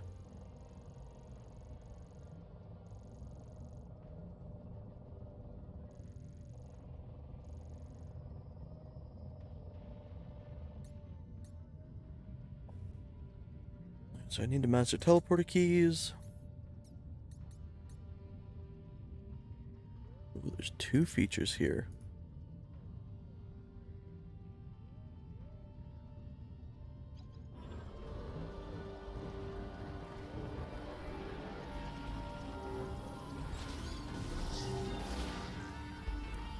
It's gonna be really silly.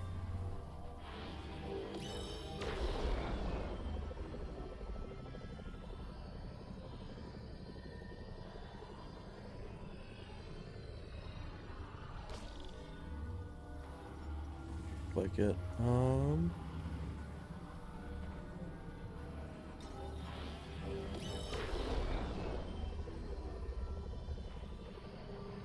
So that's the spikes themselves being built.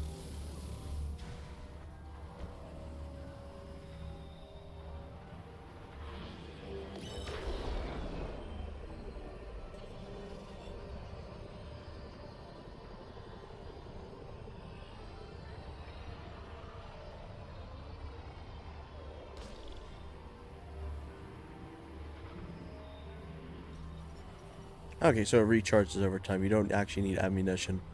Good to know. I bet you get upgrades for it over time, though. Like, this feels like it would be like a stairway elevator door.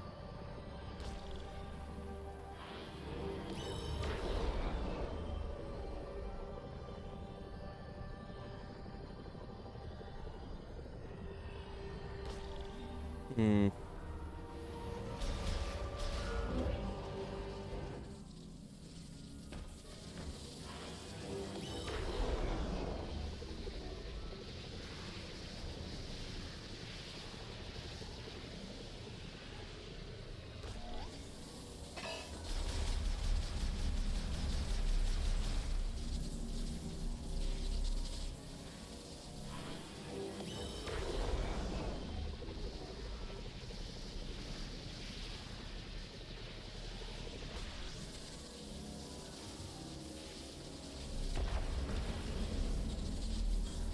Like, this area generally doesn't seem like it's like I have to come back for it.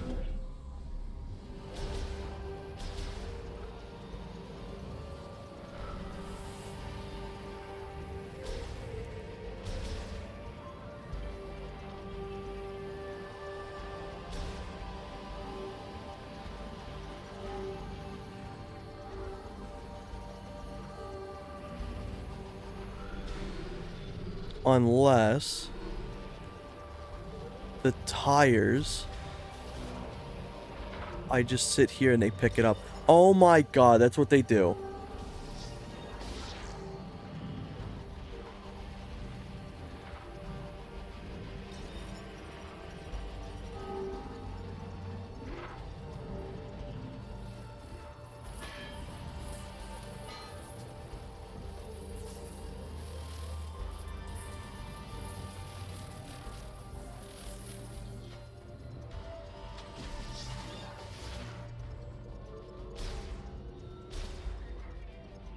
So like that her cannon kind of like goes back if there's something too close to her.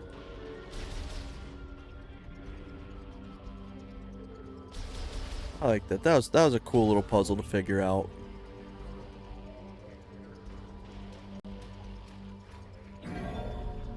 I like that I was able to figure it out on my own too, just like piecing together. It took me a bit, but I was able to piece it together.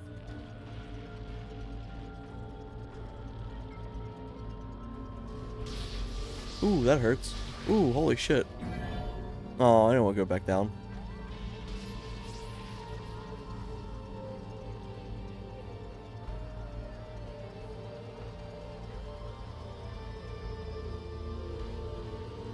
Very impressed on how like in sync this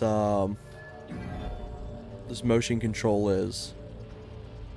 It's a little out of sync, but like it fixes itself if you just reset by holding that, releasing the trigger.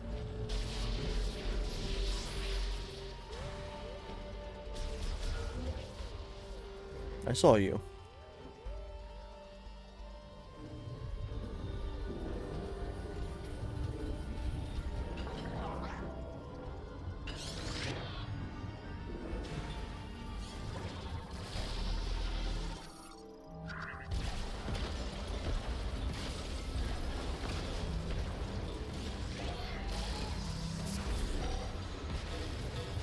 Where'd he go? He like fucked right off.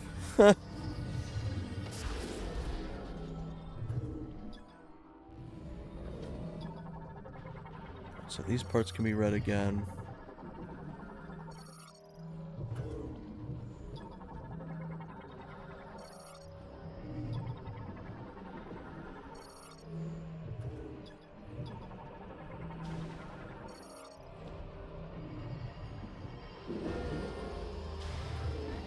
Cool, so I probably do the same thing up here, right? Not entirely. I kind of slip off that.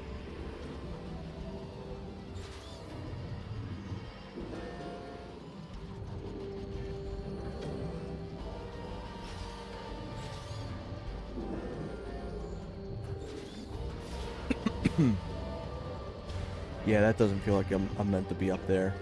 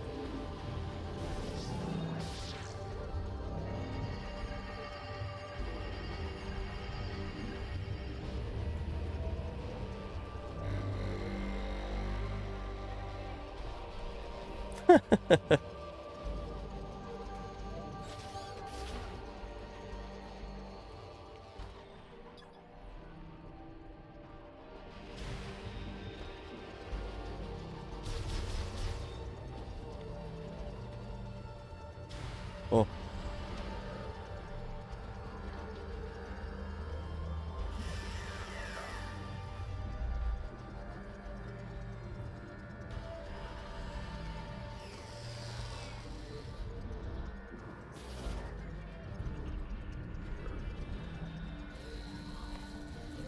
It's fun. I like this.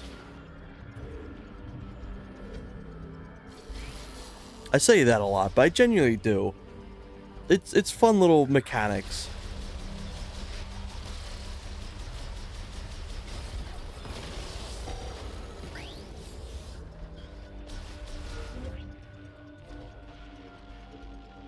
Wouldn't mind a save point soon.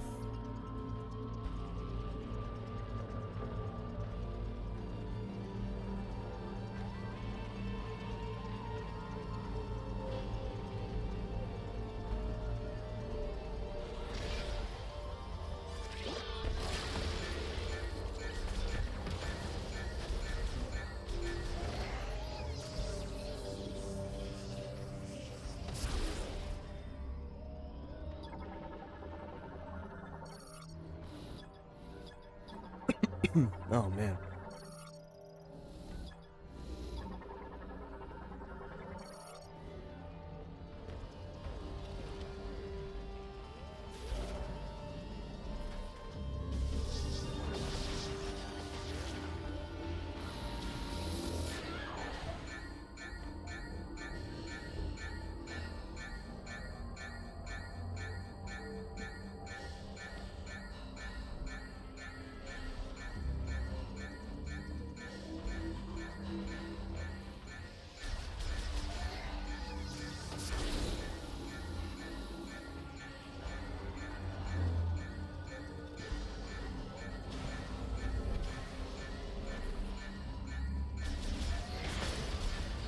There we go.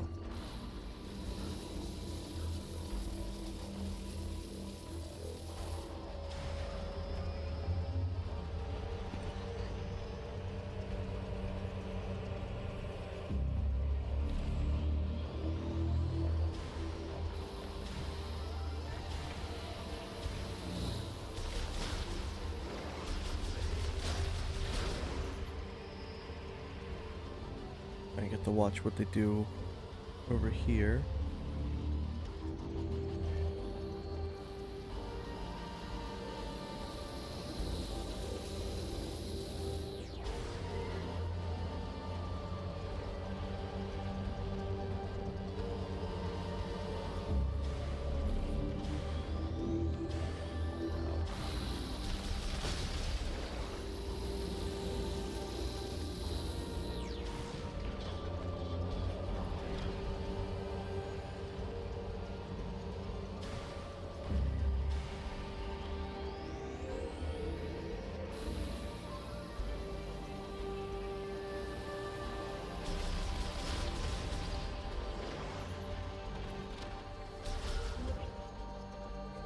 Where is the save point?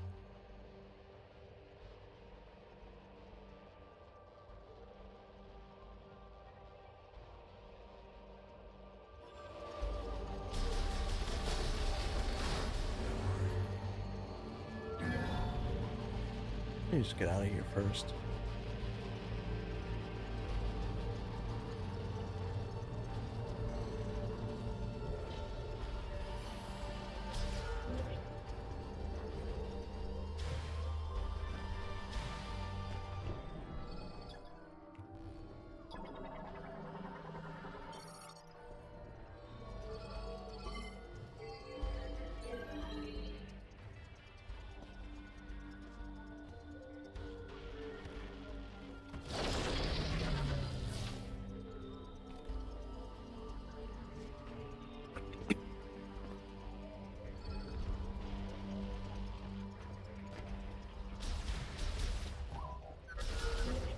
Are you back on the top floor?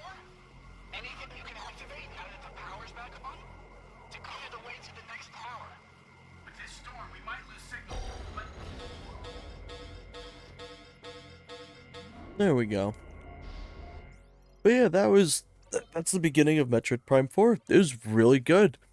I understand why people are frustrated with the Mr. Marvel, but he's honestly not that bad. He's annoying at the beginning, but he's fine.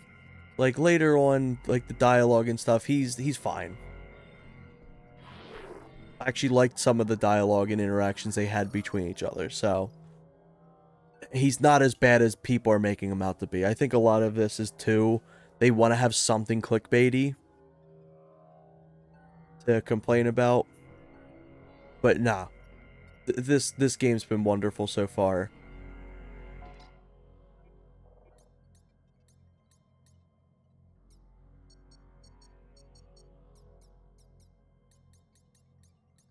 I wonder if the actual amiibo work for this, or like the any amiibo work for this. I'll have to try it sometime. I'll have to pull out my amiibos.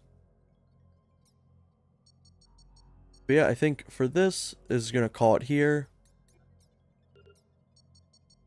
Where is the settings to return to? Also, I already got 27% scan. Damn.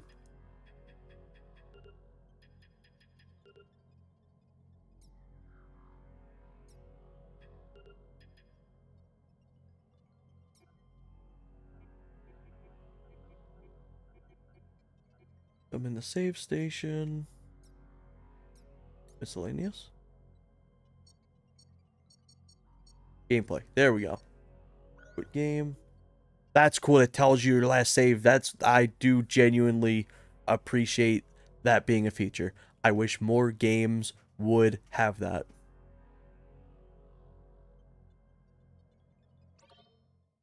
But hell yeah.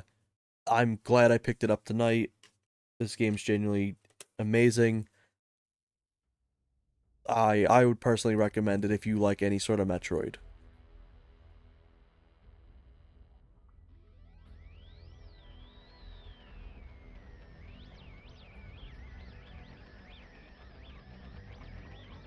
Also, if you just have the Nintendo Switch 2 Joy-Cons as well, these work completely fine with this game. I wish the joysticks were better, but you can use the motion controls. The motion controls feel great. They're responsive. The mouse input feels really responsive and nice too. So, I'm impressed. I'm genuinely really impressed with this game so far.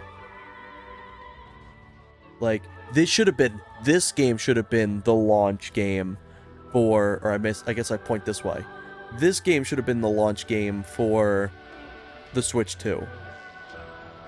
This utilizes so much more than Mario Kart World would. But yeah, that's gonna wrap it up here. I appreciate everyone that tuned in. I tried doing a lot earlier, which I'm glad I was able to. But it was good seeing everyone up here. It was really nice having Axe here. Adzi, I appreciate you watching the VODs as always. And everyone else, I hope y'all have a wonderful rest of your day or night. I will see you probably on Sunday night. In the States time frame. Maybe around the same time. So it would be like Sunday night, Monday like afternoon for those on the other side. But yeah, phenomenal. Is there any other extra menu things here? Ooh, gallery. Let's look at that real quick. These would be sick to have as wallpapers, I think. Ooh, look at that shit. That looks good.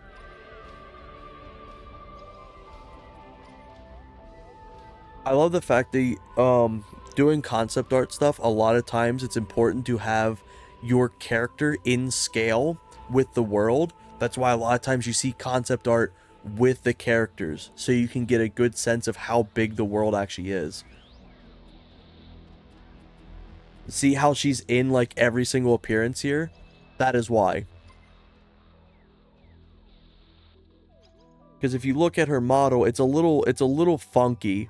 I wouldn't even be surprised if some of this is straight up like concept versions of the character.